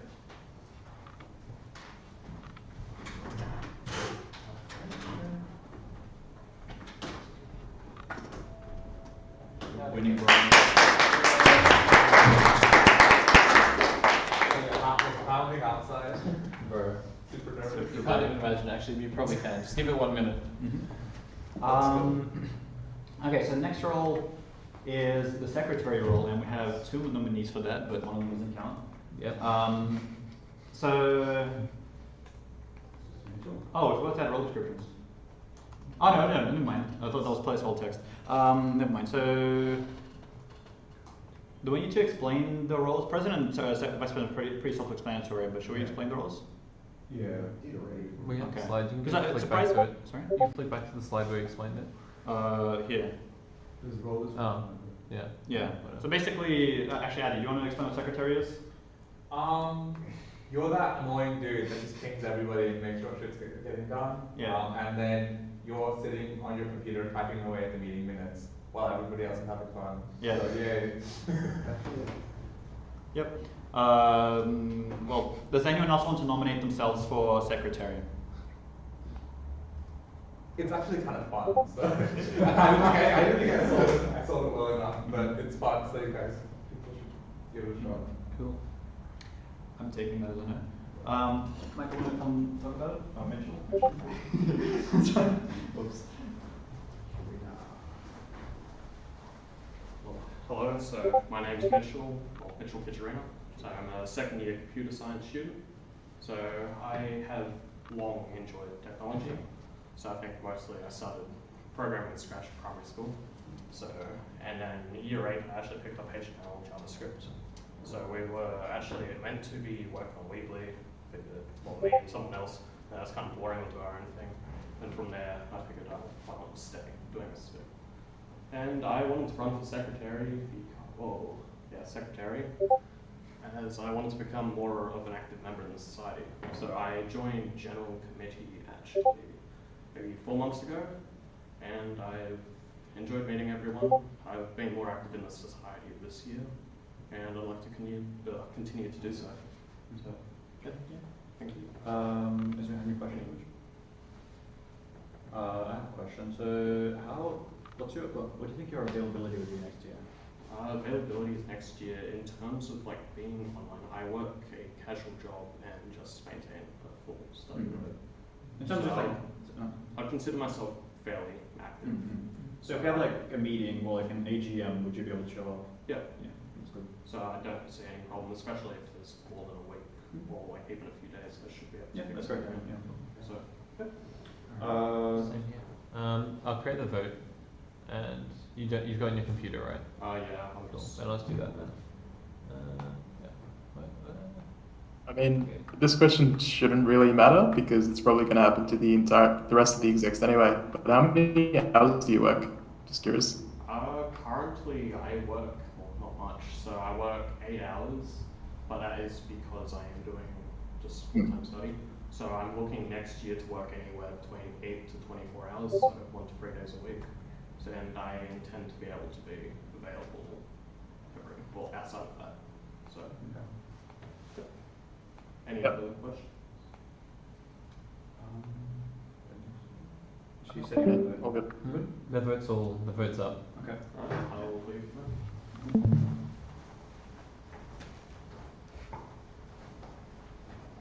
Cool.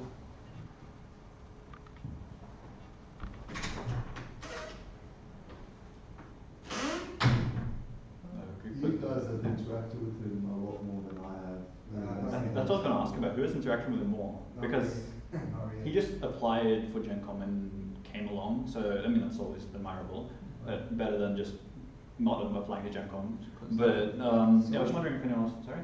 But isn't this like we're trying to encourage new people to try out? Yeah, of course. Yeah, I'm just trying to see like if anyone has anything to say about him other than he's cool. Yeah, I talked to him a bit during some events. So basic thing I could say about him, he's pretty motivated for this role. He seems pretty smart for a second year, he said. Yeah, I think he would be pretty decent at this role. Yeah. Actually, I'm just looking through chat. Is there anything I've missed in chat earlier? Sorry about that. I don't think so. Nah, CK is just gonna head off. Yeah, okay. Same with. Yep, so everything with this. So, is there anything else we have to say about him? Because, yeah, he's cool. I'm happy for him to. You're going to train him up, right? Yeah, and I'm happy to have a secretary in the society. I don't know. Like, there's not much to say if we don't know how to compliment him. So,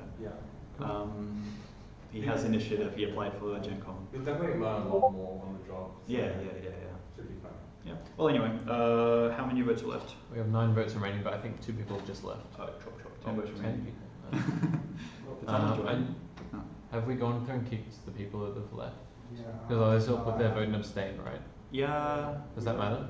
Let's not count it as like I don't think it's. Okay, cool. Can I 100% know everyone who's left though? Because it doesn't say. No, it's whoever's on the Discord call. Well, we don't know their names. 2 people left earlier, right? Now it's 4 on Discord. Actually, how big is the? Yeah, the Maybe in the future, an update you can do is like separate in-person votes and online votes, so you can see like how many people online versus in person. I don't know. Because if somebody leaves, we don't know. I guess I can separate abstains as online and in person. I wonder if there's probably a good way to do sessions. Anyway, there are 6 votes remaining, and it's been a bit. Yep. So let's close it. Because 2 people left earlier. That was me. You haven't voted yet? Bro. Oh, now it's 4. Well, there we go. Cool. Alright. Good. Wait, 7 changes? Oh yeah, because if you vote abstain explicitly, then Yes, I doesn't abstain. Cool. So we'll just say 3 abstains? Yeah.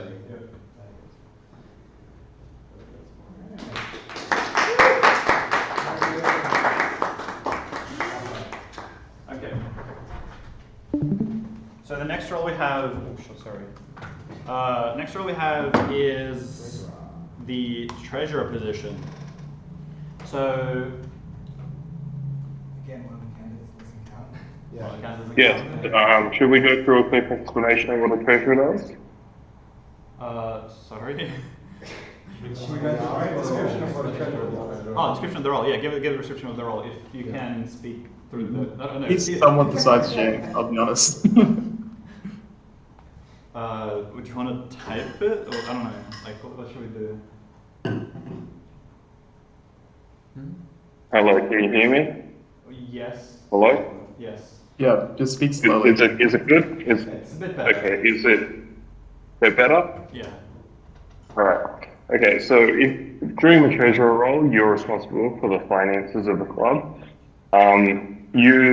This is filling out grants, advising the general executive committee and the event planner on what grants are available and how to do certain things in order to maximize the stretch of the money that the club has. You're responsible for a lot of the work and the big re-affiliation at the end. 90% of treasurer work, of the hours that you will spend doing treasurer work, you'll be spending inside of the Google Drive, putting receipts together, filling out the stuff. You'll spend 90% of your time being an accountant on your own, filling out documents. The 10% is the fun bit where you get to coordinate with the rest of the society, but 90% of it is, it's like work. But it's rewarding. It is. It really is. And I think it's a very good role, and it's obviously vital for the society. Yeah, hard agree. Okay, Celine, as the applicant of nominee, I don't know. Celine, are you able to speak? So you do Typing? Can type. Yes, You have 3 minutes to type. Your time starts. Yeah. She wasn't able to attend today, and she like. Oh, there's a video apparently. Yeah. Where's the video? Should I play the video, or do you want to type, or do you want to speak? I think you have to play the video. Play the video? I'll finish typing. Please don't sleep. Okay, I had it open. Actually, I don't have it here. I have it over here, and then here, and then here. Oh god, just TTS the entire server. I don't know if you can hear the. Actually, we'll play through speakers, right? Oh no. Yeah. Will it play through screen sharing? Does the bot record screen share audio? Oh, If you share the Chrome, yes. The screenshot Okay. won't be able to hear it. I am changing the screen share to change windows, changing it to the funny. Come on, Discord. please. That one. That one. Go live. Maybe not better text reading. Good point. You But I might have have to to, change windows again. There we go. Oh, if you're watching it, you might have to turn the volume up because it might be a bit quiet. Yep. I'm gonna play the video. Hi guys, sorry I couldn't be there. I'm unfortunately stuck at an engagement ceremony right now, and I could not get out of it. So yeah, I'm Celine. I'm a third-year software engineering student, kind of. I did swap from another major at some point, and yeah, I'm running for treasurer. To put it really bluntly, I'm already familiar with the reimbursement process and things related to activating like how the affiliation works. I have knowledge of the types of grants that can be used to save money for the club, as I am actually the president of the largest social club in UTS, the Anime Club. As a bonus, I've also had a decent amount of experience designing and ordering merchandise, including stuff like getting quotes, and just generally knowing where to source things on the market. I'm also decently confident with stuff like graphics and digital art, and will be able to give advice and maybe even design some merch for the club. The obvious question is probably, why am I applying? Do I have time? Yes, I am pretty preoccupied with my other club. However, I would not apply if I did not think managing both clubs would be possible. I am very close with Leo. I pretty much already get a rundown of what's going on with ProgSoc at any time, and somehow end up ProgSoc events just from being dragged around. Already there.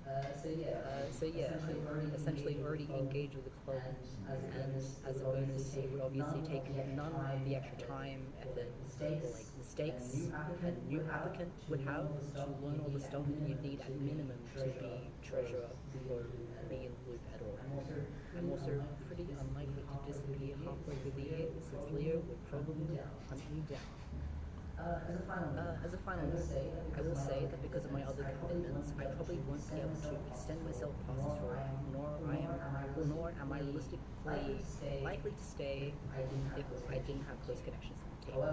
However, I'm more than happy to use my knowledge, skills, and just unique perspective to help things run smoothly. And yeah, honestly, I'm pretty keen to have an opportunity to engage with my peers, because I genuinely do think that the uni does not really encourage us to become quality programmers, and that a community like this is really valuable in encouraging people to engage with and become excited about like projects and stuff beyond their coursework. Thank you. Yeah.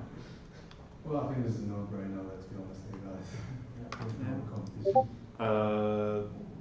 Does anyone have questions for Celine? I'm watching the stream. Form is having a fun time, 1 sec. So, Is it going through? Let's see. I'm gonna retype it 1 sec. I don't have to force it. Is it playing again? you're on mute, Leo. Oh, what? Am I Or muted? Sebastian, I guess. Wait, no. Fix it. Cool. Sebastian's on mute, right? Yeah. I'm muted now. Can you hear? It won't test, add a new test. vote for some weird reason. Sorry? It won't add a new question. That's funny. That's very funny. Let's see the. Do I turn it off and on again? Is it show messages? Yeah. Error. Oh yeah, error. What's the error? No question currently open. Reload. I did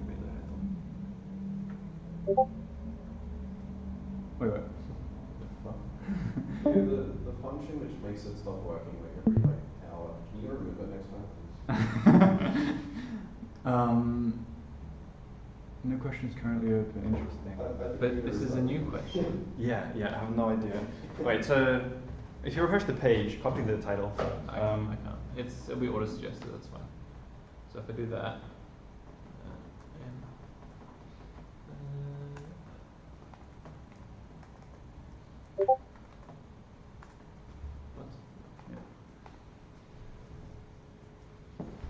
Look at the stuff. it's time for a restart. Do we have anyone else running for treasurer? I don't think so. Was there a second person on the presentation? Yeah, that candidate is no longer a valid candidate.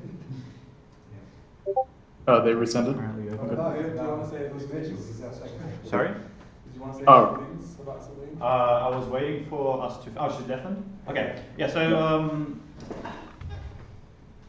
Can you just Of course, yes, as you mentioned, there's the issue of whether she'll have enough time for the club or not, but I feel like she's already in the loop enough that she will just not have to catch up with much, or she'll just be there already, so that's not really as much of a burden for her.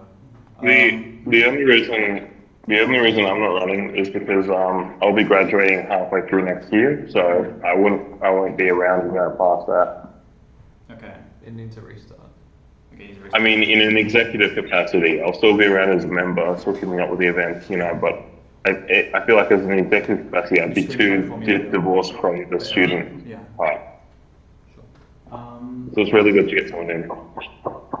Yeah. So, let me know when you screenshotted it. I restarted. Sure. Yeah. So what else is there?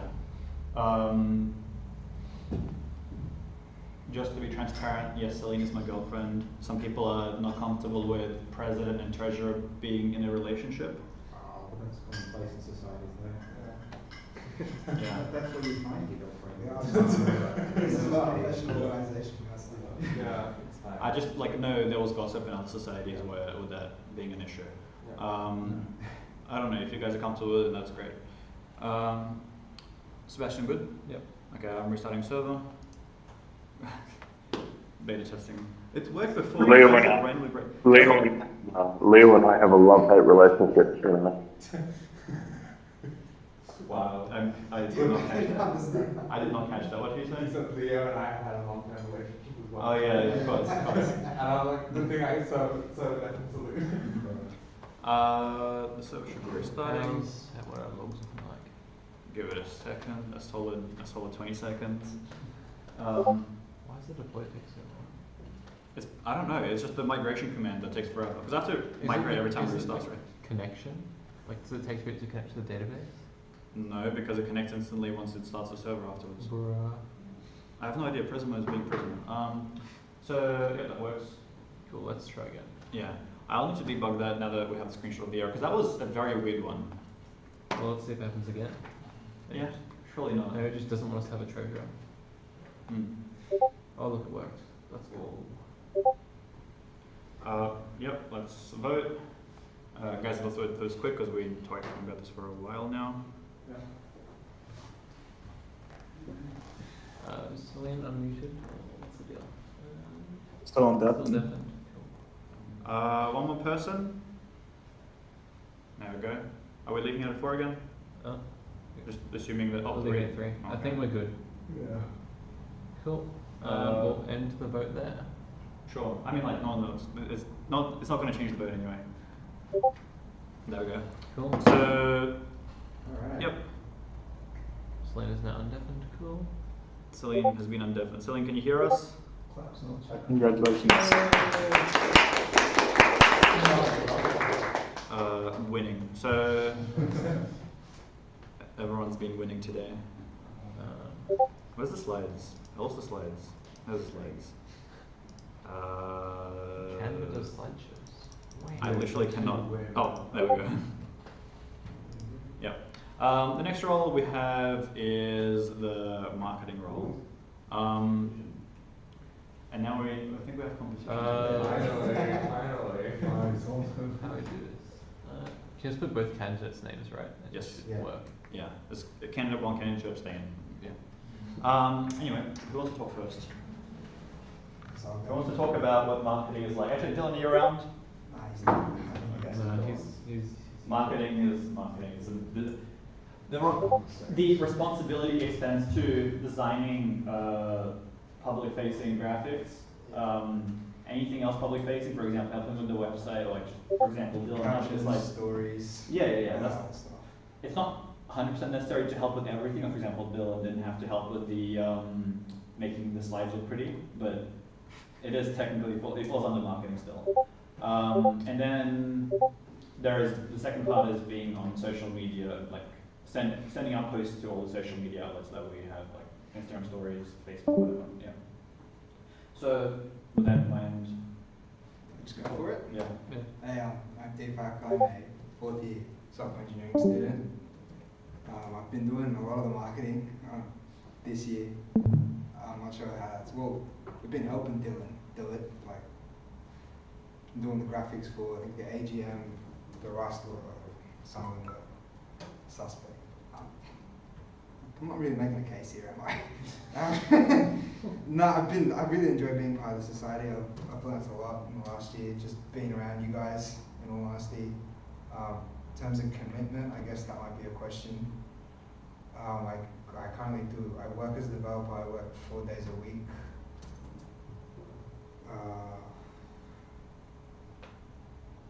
Well, I can still commit a decent amount outside of work, so I do a lot of my stuff, I work on it at night from like 5 to 5 to 12 onwards.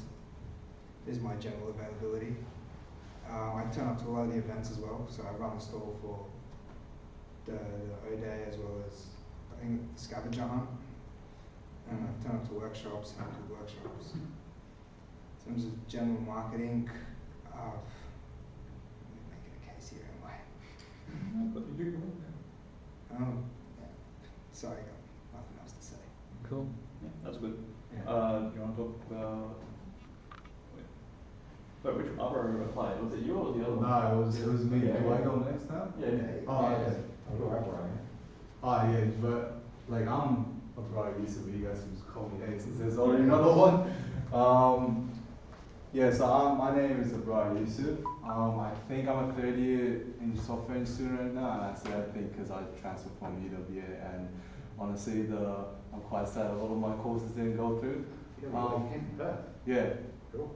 Yeah, lovely place. Yeah. Not as popular as Sydney. But anyways, I was like in just a few bits of the events of like making graphics and all that just for the last few months, and I honestly enjoyed it, even though at the start it was challenging for me to use Canva, but because that was the first time I was using it. But I did learn quite a lot. I feel like I can grow a lot more creatively. I'm very keen on like social media marketing and just generally learning as I go about that. Other than that, I already have a basic understanding of how social media marketing works. What I feel would be a challenge for me for this position is being as creative as I can be and having everyone happy with the graphics I make or my approaches to marketing events.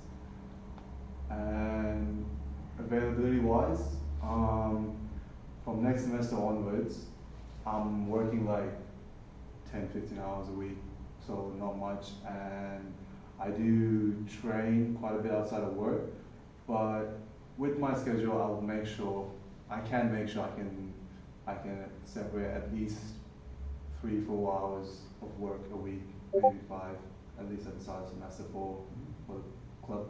And that's about it for me. We'll just go outside and let you go. Oh wait, any questions? Oh so yeah, far? yeah. So question to both of you. So if I can't remember, you applied for events as well, right? Yep. Did you apply for anything else? No, just the marketing. Okay. So because like one of you is not going to get in, of course. So how comfortable are you with like how much do you want the role compared to other roles? Honestly, the main reason why I wanted to be part of a club and join a club, I don't know anyone in Sydney. Honestly, I just want to meet some people with like-minded people, have a nice circle around. I'm happy to do either events or marketing. I feel like both positions I'll have to challenge myself creatively. With marketing, I need to figure out how I can make this more engaging, this and that, more get the content more useful, all that. With marketing, again, how I can challenge myself creatively with like graphics and all that as well. How I can do things differently. If marketing, if you're unique, sometimes it's a bit of an edge to try and like reach more people. That's about it. Yeah. Do you have anything to say, or just like? For me, it's more about just continuing to do more of the same. And you find it fun? Yeah. Of course. Any more questions, guys? And we'll be outside. Yeah. Cool. Let's begin the vote. Have both you guys voted on your computers or your phones? Oh, no. Just take your phone with you. There was another question in the chat. Oh, another question. Oh, was it? Was there a question? Let's have a look. So, Celine's question? Yeah. Since the club doesn't have art, experience willingness of anything on Canva. Wait, did Deepak go out? Yeah. Outside of Canva, merge if they want. Okay.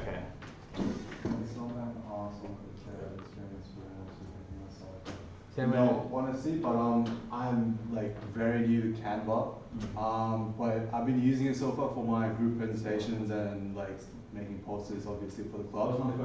And I've been enjoying it so far. I feel like there's so much more that I can do creatively With the merch topic, I am super keen on doing merch.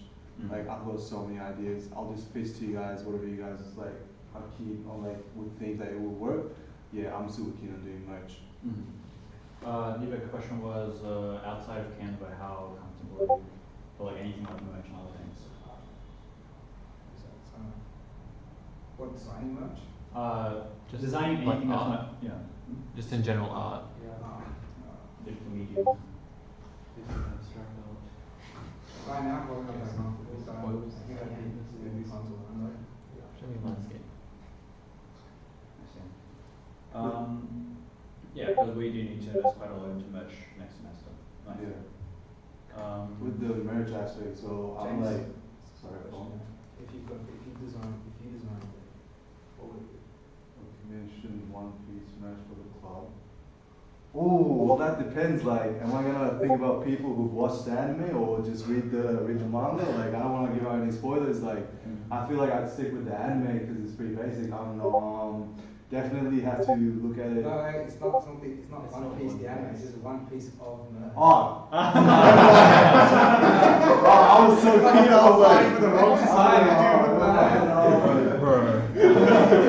Oh, okay. So, what type of merch I go for? Yeah. T-shirts. Everyone does T-shirts. Hoodies. Everyone does hoodies. Beanies. I love beanies, especially fisherman beanies like this. I feel like for my sense of aesthetics, I go for beanies. Yeah. Not like I wouldn't make them just like the fisherman beanies. Like I think it depends on the I don't know when we're releasing. If it's more into winter, I'll make it more woolly, more long. Yeah. Do you want to come closer so they can hear you? Oh yeah, sure. Might be a great idea. Anything else? I was gonna do a hoodie, in all honesty. Yeah. Valid. No harm in a hoodie. How many hoodies do I have in my cupboard? Huh? I have very many hoodies in my cupboard. Me too. And I don't think there's a limit to how many That's not hoodies hoodie. somebody can have. Yeah. Well, then again, merch isn't the responsibility of. Or even like a marketing. mug or something. Not the main one either. So, yeah, I guess that was a valid question, but the answer would be obvious. I don't know. So, was there anything else there? Something saying merch isn't super in the scope of marketing, but experience aside from Canva definitely valuable. Yeah. Yeah, so Yeah. I guess like, do you guys have like any experience with like video editing per se, or like designing of perhaps slides, or just in general with our social media and stuff like that as well? Because I believe that also falls under marketing, correct? Video Everything I just editing. mentioned. So you mentioned video editing, slides. Or like, because we do a lot of PowerPoints, it's like a big thing, and surely we would have more than one or two templates, for example, right? That would fall under some sort of Yeah. marketing. Yeah, no, for mainly, sure. mainly social media as well. We do want to probably bump that up next year.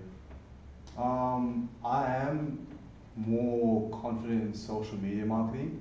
With the presentations, as I said before, very new to Canva, but again, I feel like I can learn a lot more. I'm very keen on like just figuring out how creative I can be, and because all this time, like with just Microsoft PowerPoints, you're very limited creatively. With Canva, you just have a lot of freedom, so I'm very keen on trying to find out how far I can go with that. Okay. Victor. In terms of video editing, no, I don't have any experience about video editing. Slides, I think that's just an extension of social media marketing, really just an extension of what Instagram posts I do. So I think that would be too difficult to get more creative with that. If you choose Canva, it's not that hard to find good site templates, which is what Dylan did. Yeah. But I do need access to Canva Pro. Yeah. I've been asked for a while. Currently. And I feel very bad when I can't put an element in. I'm like everyone else. Yeah, that's just about it. Because they took it off. They took it off GitHub. I was looking for so long because I think a few people mentioned it. Yeah. We need to get sponsored by Canva, it sounds like. Cool ideas for next year that stand out now. What was the question? Do either of us have any cool ideas for next year? Any cool ideas for next year? What marketing was or event wise? Just in general, I guess. Both events and marketing.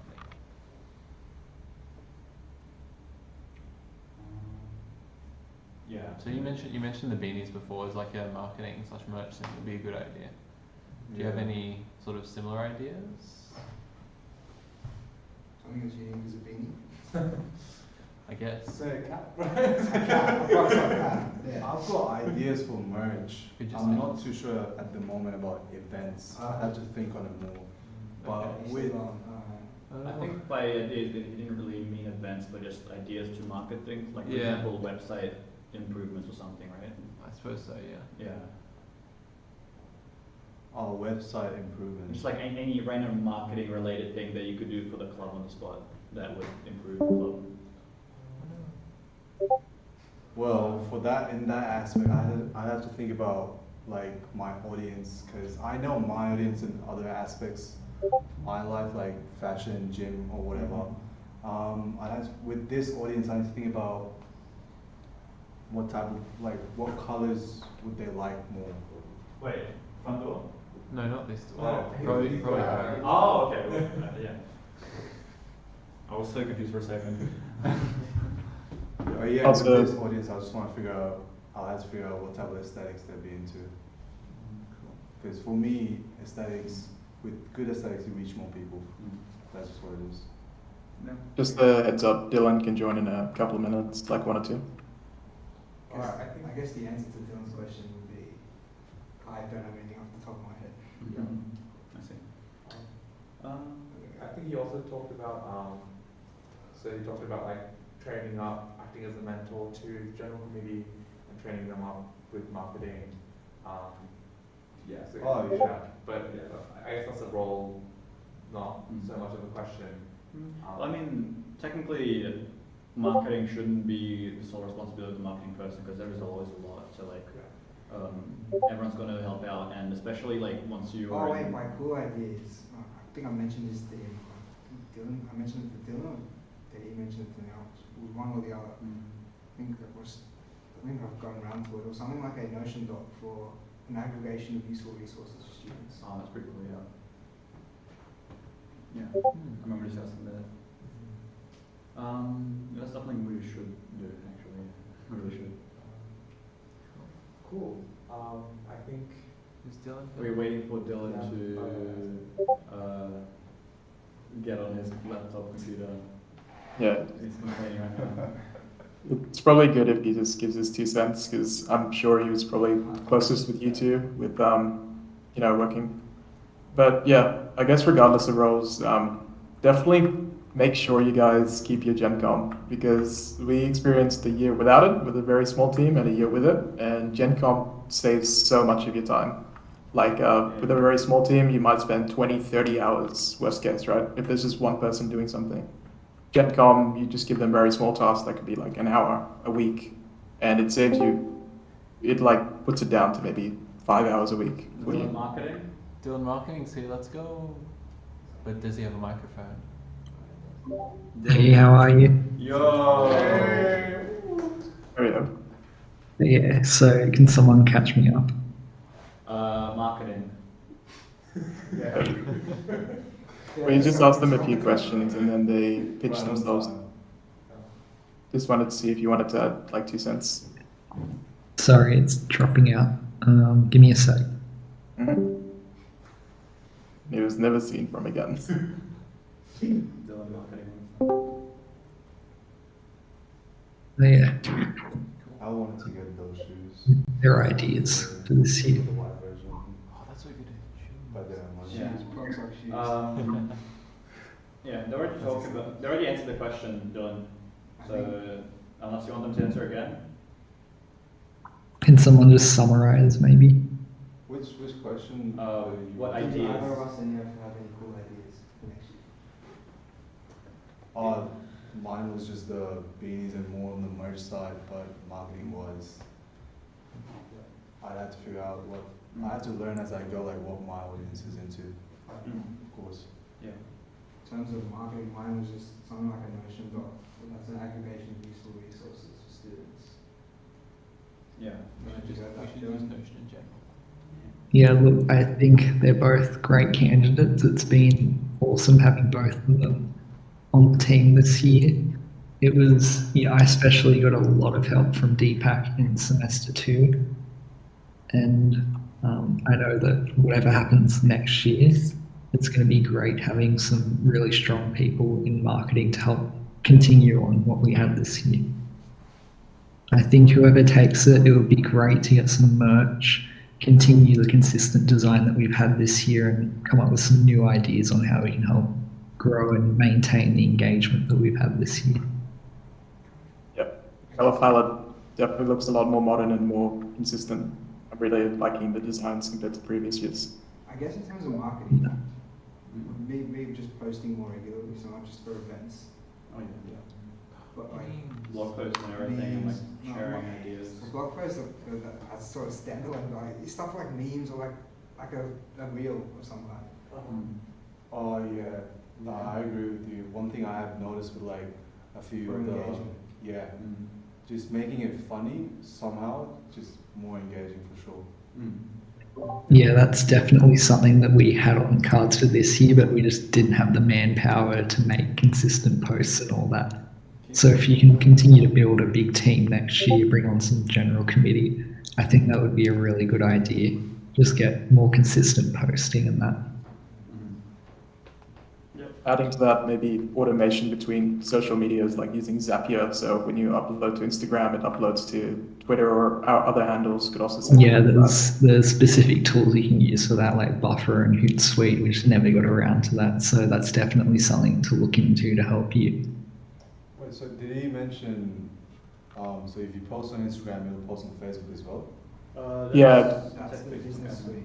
Yeah, but between other social medias. I think he means like Twitter and LinkedIn and all of that, which we can add using special tools. So yeah. Because whilst we've kept our Facebook and I think Instagram active, the other social medias are still very dead. That's up to you guys. But yeah, I didn't even know we had a Twitter. Yeah, I think especially LinkedIn would be good for our blog posts and more professional events. Cool. Is there any other questions for the candidates? No. We can get around to it. Right, we'll go to Cool. Yes. Do we have to vote now? Yeah, vote now. Okay. Before you leave the room.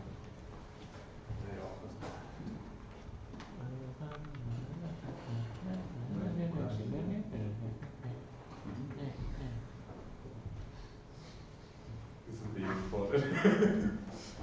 That's fine. Like 50 years down the line, someone going through their own archive. Yeah, so funny discussion. Does anyone else have something to say first?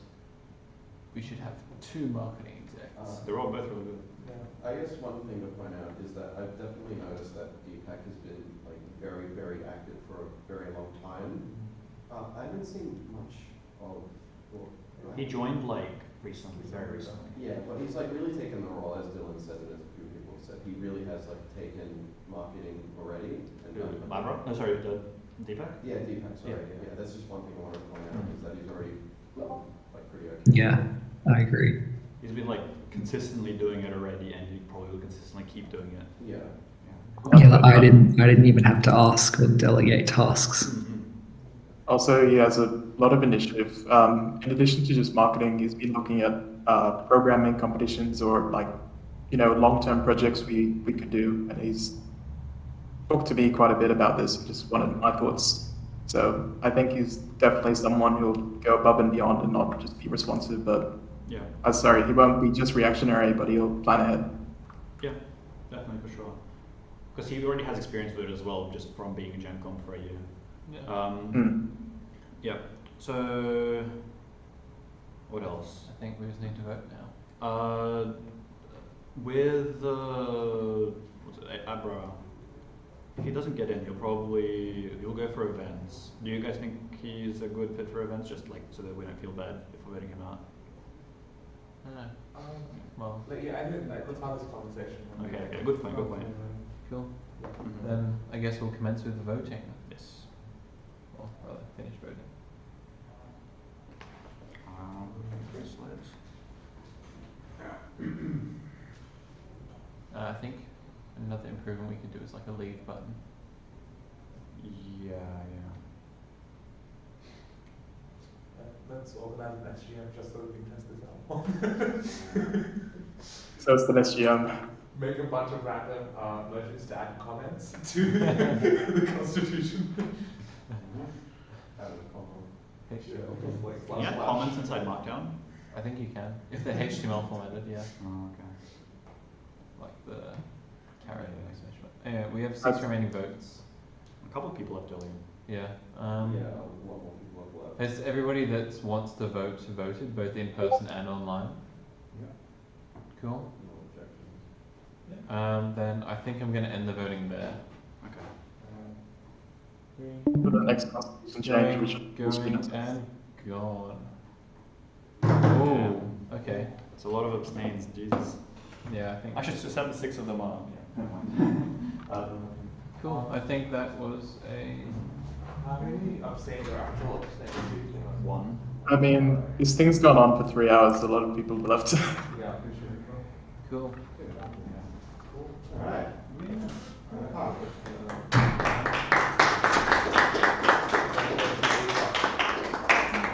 Willkommen zur Interaction. Yeah. Well, next we have the last role, which is the. This would probably be the longest one to discuss compared to the other one. Question mark, what about CSO? Is that still a role? Or? We removed it just earlier in the Constitution. Yeah, but is it effective now? Yes, now. Yeah, we just it's Mhm. now. Yeah. Well, so the 3 applicants we have are Abrar again, Cervantes, and Rain. And is there anyone else who would like to nominate themselves on the spot? Just making sure. For anyone doesn't know, just gonna speak up if you do. And who wants to speak out themselves first? I'll go first. As you guys may know, my name is Abrar. I'm keen on running events, basically to make sure that I want to make them as engaging as possible. I want to make them as fun as possible, even though there would be like serious workshops where it's more about, it's pretty content heavy. I've never done any events. Availability wise, I am like over an hour and a half away on public transport. So if I do get this position, I will 100% try and make at least 75% of all events. I'll of course be there to help set up things as usual. Other than that, I want to run for events, literally to just socialize and meet a bunch of new people. Yeah. Of course, like to challenge myself, how I can come up with things to make things more engaging as usual. But yeah, that's the way for me. Any questions so far? What do you want other companies to speak as well first before questions? Want to speak? Whoever's next. Okay.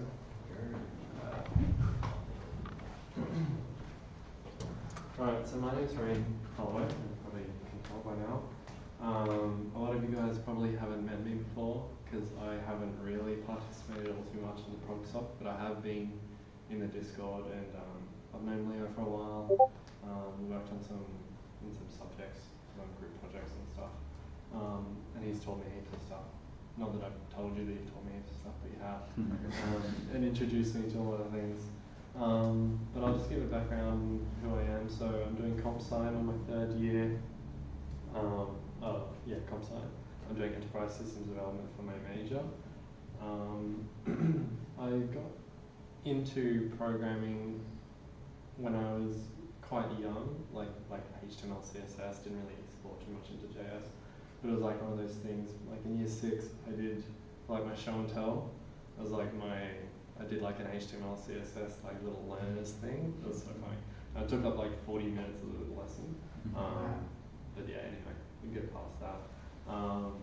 And then, so last year is when I picked up React only last year after this dude was talking to me about he was working React and blah, blah, blah. I kind of got a bit of jealousy going on there. I was like, come on, I need to pick up my game.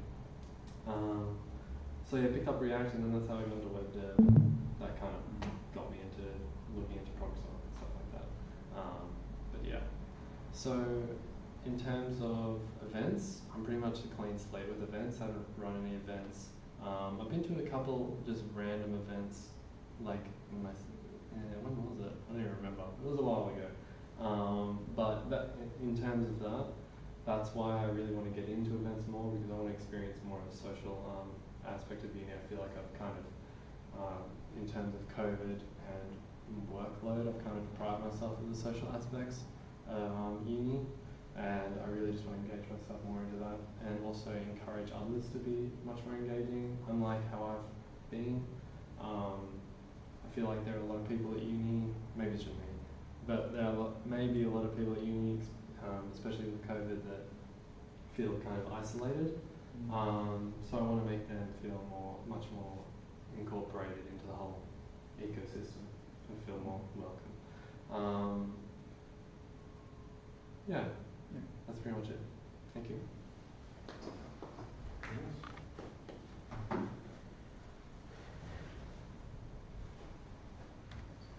Yeah, well, I'm Serantis. I was the computer systems officer this year, but as you know, the role's being removed. I didn't really do much for my role, as there wasn't much to do, but instead I tried to help out wherever possible, mainly with events. I've been to nearly every single event this year, and I helped quite a lot with the programming competition with Leo. We've done a lot of events this year. I've been to most of them. I'm also been a part of the anime club as well. I'm an executive there, and I'll be running for secretary there for this year. We'll see how that goes. But because of that, I have helped and done a lot for events over there as well. For example, I've got a lot of experience working with Activate and also the Underground as well, and trying to organize events, getting things on the Activate website listed, and a lot of marketing as well. I run the incredibly popular Friday night games over there, where we've had, in semester one at least, we had over 50 people in the room at once, and over 100 people come in and out of the event. So I'd say my skills with events in general is quite good. As for computing and technology, well, my skills are, in my opinion, quite there. I believe Leo could probably back me up on that as well, as I've talked a lot with him, and he knows my skills, and I've done a lot of assignments with him as well. Yeah, there's not a ton for me to really say, as I believe a lot of you would already somewhat know me, and I've been around a lot for the most part. So yeah, I think that's all. Yeah. Do we have any questions? The question I asked a lot of general committee members when they were first joining, speak up. If you were to run a workshop, what would it be about? I would do one early next year for any first year students coming in. I'll just run a very basic, like, programming for beginners kind of workshop, and I'll probably pick Python or Java. I wouldn't really pick C, because that might seem a bit intimidating. But yeah, I'd probably pick Python and Java. I'd probably get them to get comfortable with a few IDEs, see how things work in the IDE, how to debug and all that. But yeah, very basic programming stuff. Yeah. Just to be clear, the more like cool and niche, the better usually when it comes to these things, especially later on in the year, because we're definitely going to be running beginner workshops. But yeah, what do you guys say? It's because I'm more into web development. Probably it'd be something focused into React. I know that you did run the React workshop, but that would probably be the thing that I'm most comfortable with running a workshop on. I'd be keen to go into more of the design aspect of the front end as well. So maybe React plus design kind of thing. I don't know, something like that. Valid. I think, well, if I had to choose one, it'd probably be for Java, because it tightly integrates with the university and what a lot of students are expected to do with programming fundamentals, and apps prog. I don't believe that those subjects adequately teach people what to do. I've heard that a lot, and I've had to help many people. So I believe if I were to run one, it would be for Java to help people and try to explain it correctly in a way that people would be able to understand. Yeah. Because I've had to do that a lot already myself for individuals, and yeah, I think I've gotten the hang of that, and I think it would be important. Are there any other questions? Any questions in the Discord chat? I'll tab. Sure. So I guess this is for all of you. What do you think the biggest difficulty you guys would have as an events exec, and how do you think you can overcome those challenges? Yeah, I guess challenges and stuff like that. I guess trying to find ways to improve things for people would be a big challenge, or like an important thing that I would stress on. Because yeah, there's no point running an event if people don't enjoy it or people don't attend. So I believe that would be one of the bigger challenges with running an event, is trying to see what works, what doesn't work, and how we can improve in that regard, I believe, if that answers your question. Yeah. And then have you found any insights from this year, from the time you've been here? Yeah, from what I've found is that a lot of our workshops are like really overwhelming. It is hard to do it. Like, it is a difficult challenge. I'm not saying that it's because we're bad. It's just, it is hard to do such a workshop because we get such a wide variety of people with different experiences. I noticed one person we had who we were doing, I think Java or something, was completely confused because they were confusing it with HTML. Yeah, Java and HTML. Yeah, well, I had to explain it to them that they were completely different. HTML was more for styling and design, while Java is more for logic and stuff like that. And I had to help separate the two. And that's what I mean. You don't know people's different experiences and what they might be confusing it with, and what they. Java FX by any chance? No, it was Java workshop. It was it was one of, I think it was Java or like Python, I can't remember. It was introduction to Java, I remember this person. You remember, yeah. But that's, just to give an example, that's the kind of level of confusion we could be talking about, and that's something we really need to look into and essentially help out with. You know. Just to be clear, it's not wrong to be confused about things. Oh, it's not wrong, no. Yeah. And especially when they were doing, I think, like Programming 1 or Apps Prog as well, and as good as they were teaching it as well, just to add insult to injury. Yeah. As for Dylan, what's Dylan saying? I've like stuck stickers randomly around the uni in like corners and stuff and on the ceiling. So, but yeah, I think that's one thing I would try to focus on as well, is the stickers. The stickers, yes, and trying to make things more welcoming for everyone. Yeah. I think a really important thing about events is making things unique. So like if you're running like multiple events and they kind of got the same structure or the same kind of processes in each one, I feel like it's something that people catch on to, and they'll get a bit. The retention won't maintain, like you won't maintain retention.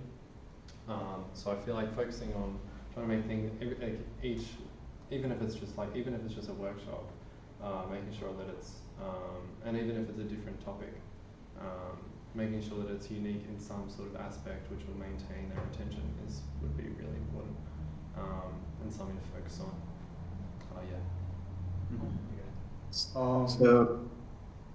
Sorry. Could I just ask around a quick question? Yeah.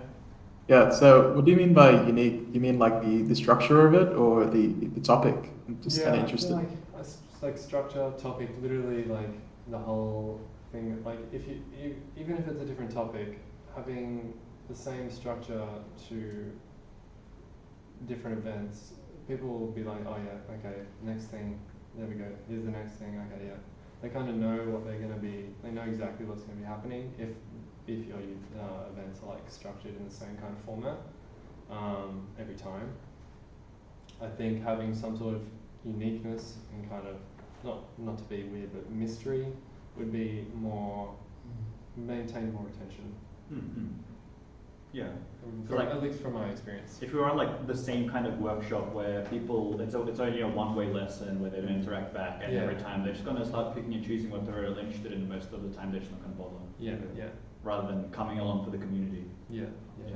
Would you say that's consistency is also a good thing though? Like with workshops, having an introduction, talking about what you're going to do, pre-rec to set up, and then continuing, it's also kind of always necessary, right? Yeah, yeah, yeah, of course. I mean, if like one-way workshops are always pretty boring, so they will just start picking and choosing what workshops, It's like, for example, with the Anime Friday Night Games, it's the same format every week, but it works because it's like, it's different every week because you do something new every week with your friends. Yeah. I see. So you're just trying It's to... the uniqueness factor, like not necessarily, like you don't have to change this, like, it's not like, it's just something has to be unique, that's all. Yeah. It's not like, yeah. Yep. I get you now. That clarifies my question. Thanks. No problem. I thought you wanted to ask another question. You're the last person who has an Yeah. You're up. Oh, okay. My bad. No, I thought he was going to ask another question. Anyways, This biggest difficulty. So the question was how I would make things more engaging, right? What was the question? What would the biggest difficulty you think you would have in events be, and how do you think you would solve them? Sorry, I didn't catch the first part. What's the difficulty Okay. you think you would have running as the events coordinator? Oh, okay. How would Yeah. you overcome it? Alright, so difficulty straight away that comes to mind is how I can make it more engaging for everyone. So I make sure it's not like an exclusive thing, but I make sure everyone's like enjoying it, or everyone's at least somewhat participating in it. As I said earlier in the meeting today, Kahoot's very cheesy, but if it works, it works. Me personally, I enjoy it because it's simple questions, and again, you can, since we have a lot of budget, we give away like very small prizes for like first place, second place. But as Ray mentioned as well, I wouldn't do Kahoots like every single event. I have to change it up. But yeah, how I would solve it is how I can figure out if I can make it more engaging. Kahoot is what comes to mind right now. Maybe I could introduce some simple games to check if the audience is listening to the content and understanding it. I'd ask them slight, like, easy questions based on the content. But yeah, that's how I solve it. Yeah, of course. I guess like the biggest problem with workshops right now is making sure there's two-way interaction rather than just the person speaking and dead silence around. But yeah, what you're saying is great. Is there any other questions there? That would be it. Yeah, voting time. Because it is a flexible count position, what we're going to do is we're going to have a vote for the first candidate, then we're going to do a yes/no vote. Should we have another candidate, second candidate, and so on. Okay. Yep. Might take it a while. Yeah. You prefer to vote on how many roles we want open, like 1, 2, or 3 first? No, but then it's a bit harder to like elect specific candidate because, like, for example, if it's the same problem as if you have 2 candidates to elect into a position, as in 2 spots for 3 people or like let's say 5 people, and you resolve it with 1 vote. Usually they do 2 votes, like vote for the first person, vote for the second person, rather than just doing it all in 1 vote. All those people are still options in the first and second votes. So like so if the person wins the first vote, they get kicked out of the second vote, and there's 2 more options left. Okay, cool. Should we be allowed to vote in that case if we were going to do it something like that? Yeah, because then we'd have to come back in and or like take something outside and then find the results. Yeah, I guess not. Taking a computer, I would disappointed about it. Yeah. I think it'd just be easier to just input. Yeah, I agree. It would be easier. Cool. Yeah. Yeah. Let's do that then. Alright, and we'll head out. Yeah. I'm so hungry. Yeah, pizza right afterwards. So I will create a vote. Yeah. No, it's in the freezing thing again. What kind of freezing thing? Type of freezing thing where it thinks it's submitting and it's really not. Right, is that the one you screenshotted from me earlier? Yes, probably. Same one? No questions currently. Okay, I see. Yeah, I'll need to debug that because like I can control Restart where the error is happening from. Restart it. Restart it, yeah, of course. We're gonna restart it. Thankfully, nothing like crashed and burned. It's just like a small hiccup. Yeah, I don't know. And It's plus a weird 20-second error. wait. Deepak, just pass like, make sure that's when you order the pizza. If we're happy with. Actually, they're outside. Do you wanna order after? Yeah. We should do a Because vote. I on thought you this. said you're doing it now. So We should do And then I said immediately afterwards I'd pay. We should do a pizza vote in the voting system. yeah, pizza vote, bro. Okay, it should be. And we'll make it like a 5-minute vote or something. Yeah, of course. I thought we were, because this is an AGM and we do have a bit of a budget, we were willing to spend a bit more than $5. We are. And when I say vote on pizza, I mean vote on like flavors or varieties. I don't know. Flavors, bro. Toppings. It should be. We should vote on this before we vote on the pizza. Yeah, I'm just waiting at the So moment. for discussion, I believe, let's actually start talking. Yeah. Sarantis, it's his last year at uni, but he is very experienced and some things like underground and stuff. It'd be really nice to have. But as I said, it's his last year at uni, so he's only there to train up other people, I feel like. The other two, they will be great ProgSoc executives, I feel like. Both of them have a lot of potential. It's like hard to, even though Rain has not been interacting with stuff, I've known him for a long time, and he has a lot of initiative. He like accepts team leader role in groups and so on. So yeah, just overall, I don't see a reason to not vote in all three of them. Cool. Does anyone else have anything to say? Then Votes are now open. Yeah, so we're voting for the first person, and then after that we're gonna do the funny. so we just bring them all in. No. We vote for the we bring them all in after we decide that is enough. Enough events executives. First past the post. Yeah. Well, open the, how many events executives are in after? however many we decide, because like once we decide we don't want like, we're going to be doing like what, a lot of voting. So yeah, vote for the first person, then we vote if we want another person. Vote for the next person, vote for another person. I know it's really formal and annoying, but that's I think what we have to do. So in the event after, so there's 3 candidates. In the event after 2, we decide not to vote. Okay. Yeah. I'm assuming one of them would probably just have to reapply for Gen Con the year of the next year. If we, so like, Is that how that's going to work? I think we're keeping the current Gen Com, aren't we? We're going to keep going until we decide. Because I remember you did with Dylan. Okay, should we close this round of voting now and then? how many people? 9? Is Yeah, that? because they're not voting. Plus, there's people. Oh yeah, they're not voting. That's right. Yeah. People have left. Yeah. Is that right? So Close it. close it and go on. Have everybody's voted. Yeah, with Gen Com, I think people should reply, so we don't have all Gen Com. That's for the first person, and now we vote whether we want a second person. Cool. So this will be round 2, and this takes Sarantis out of that one. We vote if you want to have around. Oh, we voted. Okay. Nomination for events. Should there be a round 2? Which one? Previous vote screen. Yeah. Because they can see that now. Yeah. Oh yeah. We just say this already. They're not voting. Yeah, like that. They're not voting. Okay, as long as they don't have open their computers, it should be good. Yeah. Yes. No. Tap for applause, bro. What Great. did Sean just say about Gen Con? What are you saying? They didn't message it this budget. Oh, yeah, Sean, what were you saying? When? I don't know. Dude, I remember someone said something about Gen Com, and it was something about. Oh, right, yeah.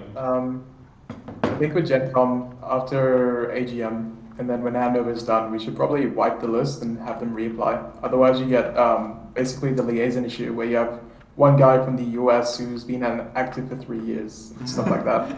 Yeah. Okay, so there's a vote going at the moment. It's not had very many votes. If we should I do also- a nomination for round 2. Yep. Let's get this out of the way quick.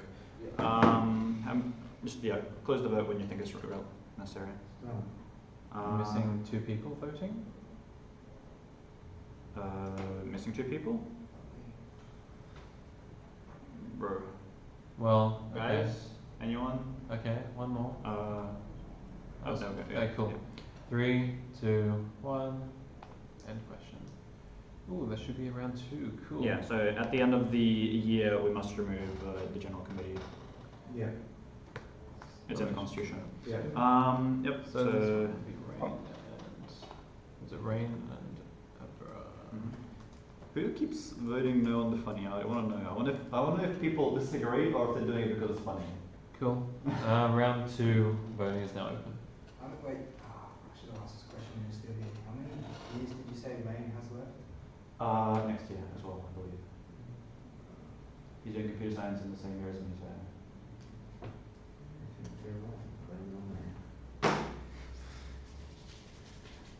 Well, I'll wait till there's like 10 votes remaining. Or maybe I'll still wait for 9. So if you haven't voted already, please still vote. Yeah, I'm just thinking, give me a sec. Is the camera still working? You can turn it off by now. Yeah, I think there's no light on. So That's pretty funny. there was no light on for a while, but I never got a chance to.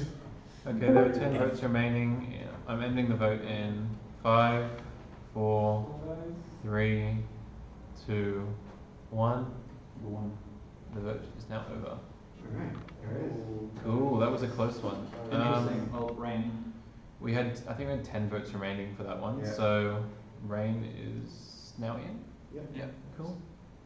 Right, And then we have our should there be a Third round. No. Yeah. You're asking the third round. Well, Yeah. Do we can want make a it third round, fast. guys? Let's do this quick. I don't think so. Watch the system die. Cool. Let's make this a quick one. Should there be a round 3? Most people say no because it's taking too long. Cool. But then again, that's a valid argument for infinite execs is not possible. Yeah. It takes too long. Yeah. The one Sounds meeting. like an optimization problem. Yeah.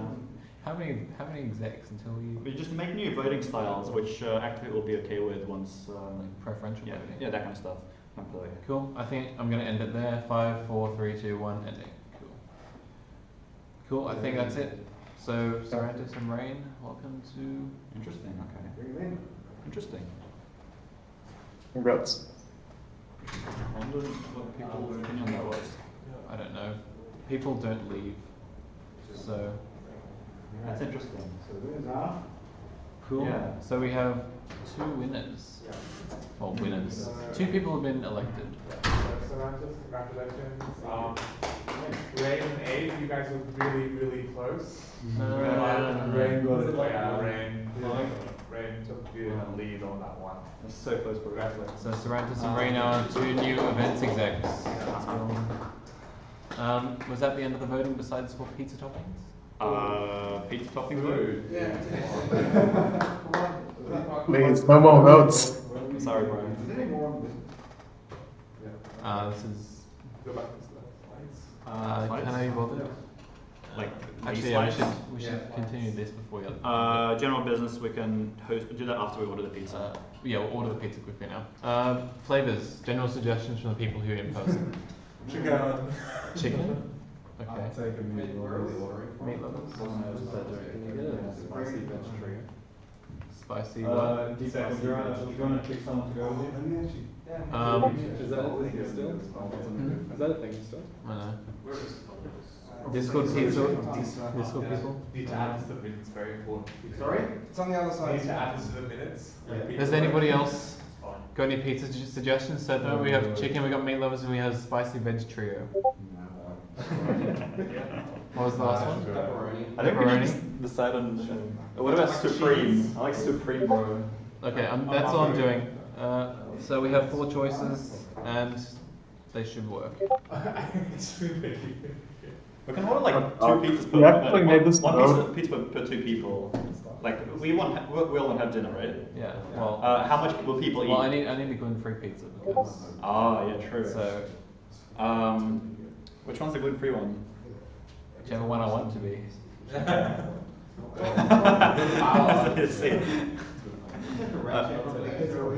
Sorry? Take a rate check on pizza. I've had pizza 2 days in a row. Cool. Yeah, I don't know. Like I had pizza yesterday. Yeah. If anyone wants to vote pizza, the vote's open. Wait, so. Do you want to have something else? Okay, so like you're getting gluten-free pizza. How much pizza would people want to eat? Because like we have enough budget for this. It's an AGM. Oh yeah, people started going to leave. Okay, whatever. Should we continue voting? Should we continue going over the general stuff while we just mess around That with this? will, yeah. Let's go. Deepak, do you wanna just quickly pick it yourself and then ask people if they're okay with it? Yeah. Yeah. While we talk about the general business. Yeah.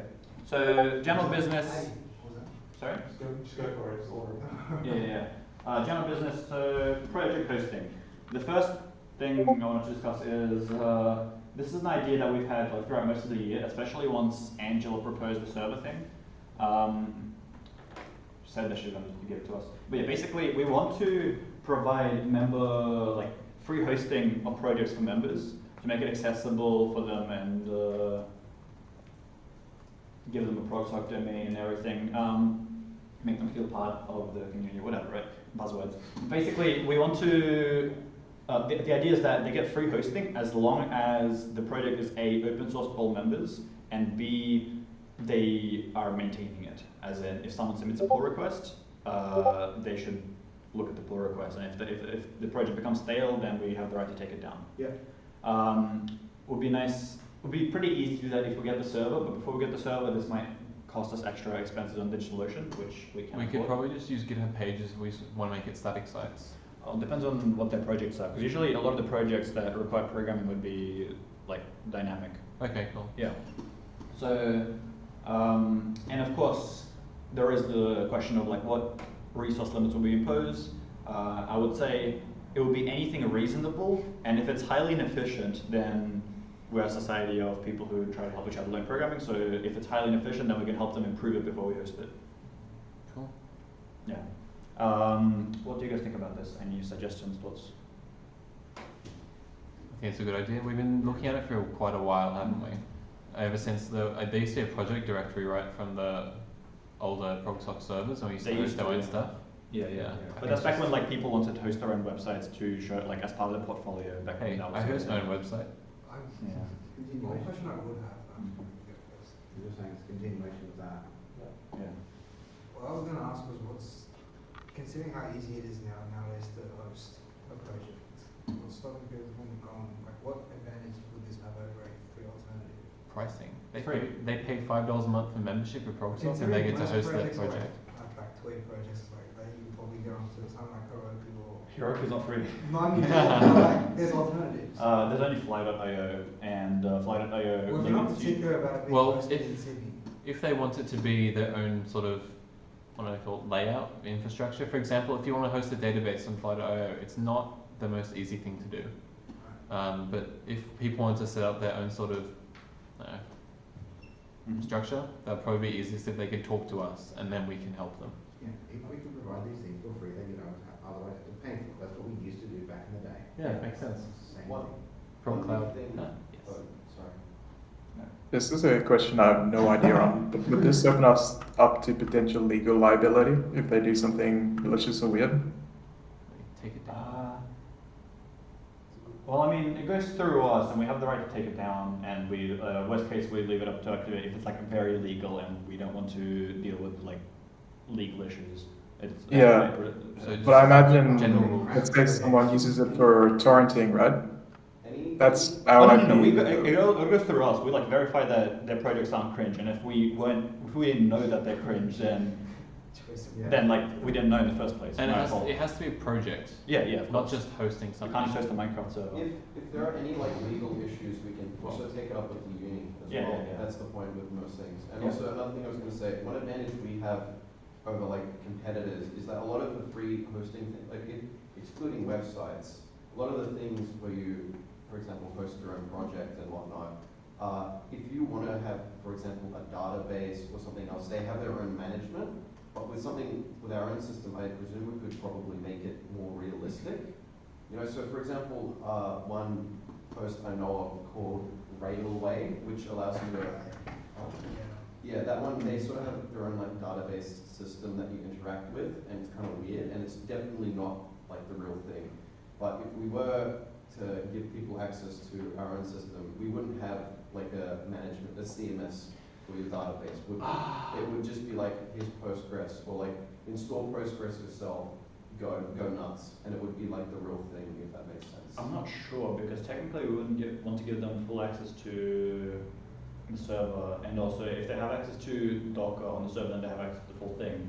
Most of the like container management solutions that allow you to separate things into teams, they also cost money. I mean, one thing I was, if we... You can do Docker and Docker.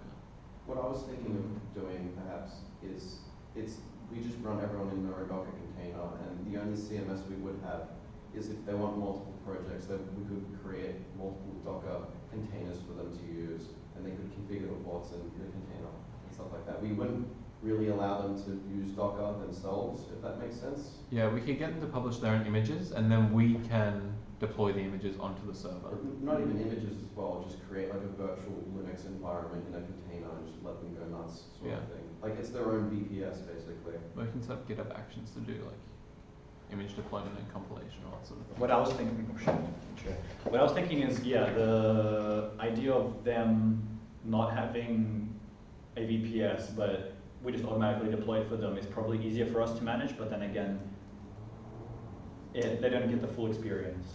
But it's much safer and easier for us if we have like 50 different projects and we don't necessarily trust every single member. Does that mean we're not going to be supporting databases, for instance? Because I feel like someone's queries could affect someone else's ones unless you somehow isolate those as well. Yeah, that's a factor, and if someone's project is acting up, then we can take it down or like let them know how to, well, take it down temporarily, of course, and let them know how to fix it, help them fix it, and so on. Yeah, because like I'm imagining someone accidentally drops all the tables and then multiple projects are affected, or you're just gonna have to do pull. You're gonna have to review everyone's code before you do it, and that's a lot of time spent from you guys, and you could be doing events. They wouldn't share resources, no. Every database, every project's database is going to be a separate container. Because people might want different versions or something. So. Yeah. I'm just wondering what else will like escape. Like SSL should be also fine, right? As well as ports and everything. It's something to discuss for next year, but ultimately I think we're all in agreement on something like that would be good to have. Yeah, right? yeah. Great. And the second point is ProgSoc server, when, question mark. Well, is that up to us? It's up to Angela, I don't know. I would love having 256 gigabytes of RAM for some reason. It would be very funny. And okay, and the next one is, who here has not heard of the mailing list? Oh, you wouldn't know about it. Basically, mailing lists. So imagine a public forum, like in a community where people be a member or like can make an account to make posts, but it's public for everyone to see. That's what we used to have in ProgSoc. Am I explaining as well? Yeah. So and it was all done by email. Yeah, it was done by email instead of forums because forums didn't exist back then, right? They did exist. They did exist. Just yeah, mail lists. Yeah. Well, so that's what we had. So we had basically a public forum, but using email back in 1994 through to a while. It took like 2019. Something. That's when we shut it down. Really? Yeah. What was the last one sent? Probably me. I don't know. Okay. Announcing AGMs, that sort of thing. Mm-hmm. Yeah, and that's obviously like an HTML archive of each email ever sent is also made into one. That's what's publicly accessible. Yeah. It's caused a lot of problems. Yeah. So basically, some people said dumb shit on it, and they retroactively wanted it to be taken down, and they want us to take down the whole archive because of the dumb shit they said. Yeah. And we don't want to take it down the whole archive, because imagine like if someone says dumb shit on a Discord server, then deletes their account, they want the whole channel to be deleted. So like it's not get this request like once a year, so we've always said no. Yeah. So it's a recurring thing. Yeah. It is a recurring thing. And so far our response is no, but from now on we need to make a better response than just no. Like for example, we're going to say no because cringe. I don't know, like what's a good response? Like, well, it's available on everybody who subscribed to that received all those messages. They could be stored locally. Yeah, definitely are. They're public by default. There was a disclaimer. Like, and I think the main issue a lot of people have is like it's showing up on Google, but it shouldn't. And if we can confirm that it doesn't, then we have nothing to worry about. I spoke to Activate yesterday, and apparently it still does for some people, but not the person that was emailing us. Weird. Okay. Yeah, we fixed that. I fixed that like literally last night. Last night Is I there- wrote the whole thing. Is there UTS legal services we can use to write this response up? Because That's literally free Okay, service. if it escalates further, then we might need that, yes, because currently, I went to activate, they said, yes, we agree with you, we will message back to higher up saying, we agree with the club. And if that doesn't get resolved, then we'll have to find other alternatives, yes. yeah, I don't think it'll escalate to this level, but I think it's just good to consult so you don't have a message that could open you to potential liability. Because was it the same person from like 2 years ago, or is it just separate? There was one person last year, and it's the same person this year, but 2 years ago there was a different person. Yeah. Okay, gotcha. Yep. So yeah, I guess we're all on the same page with that. Yeah, there's not really much else to talk about until we get a response, I guess. I rewrote the whole archive. Oh, but speaking of the archive, some people want to modify the archive for legitimate reasons. For example, Christian, he didn't get to modify his page before we archived it. He wanted to, but he said he got a vaccine and that threw like his health down for 2 months, something weird like that. And because of that, he never got to update it before the deadline, and he wants me to update it for him. So I rewrote the whole thing to support like overrides and stuff. Yes, last night. I wrote it in Rust, the best, and it seems like things are going to be okay.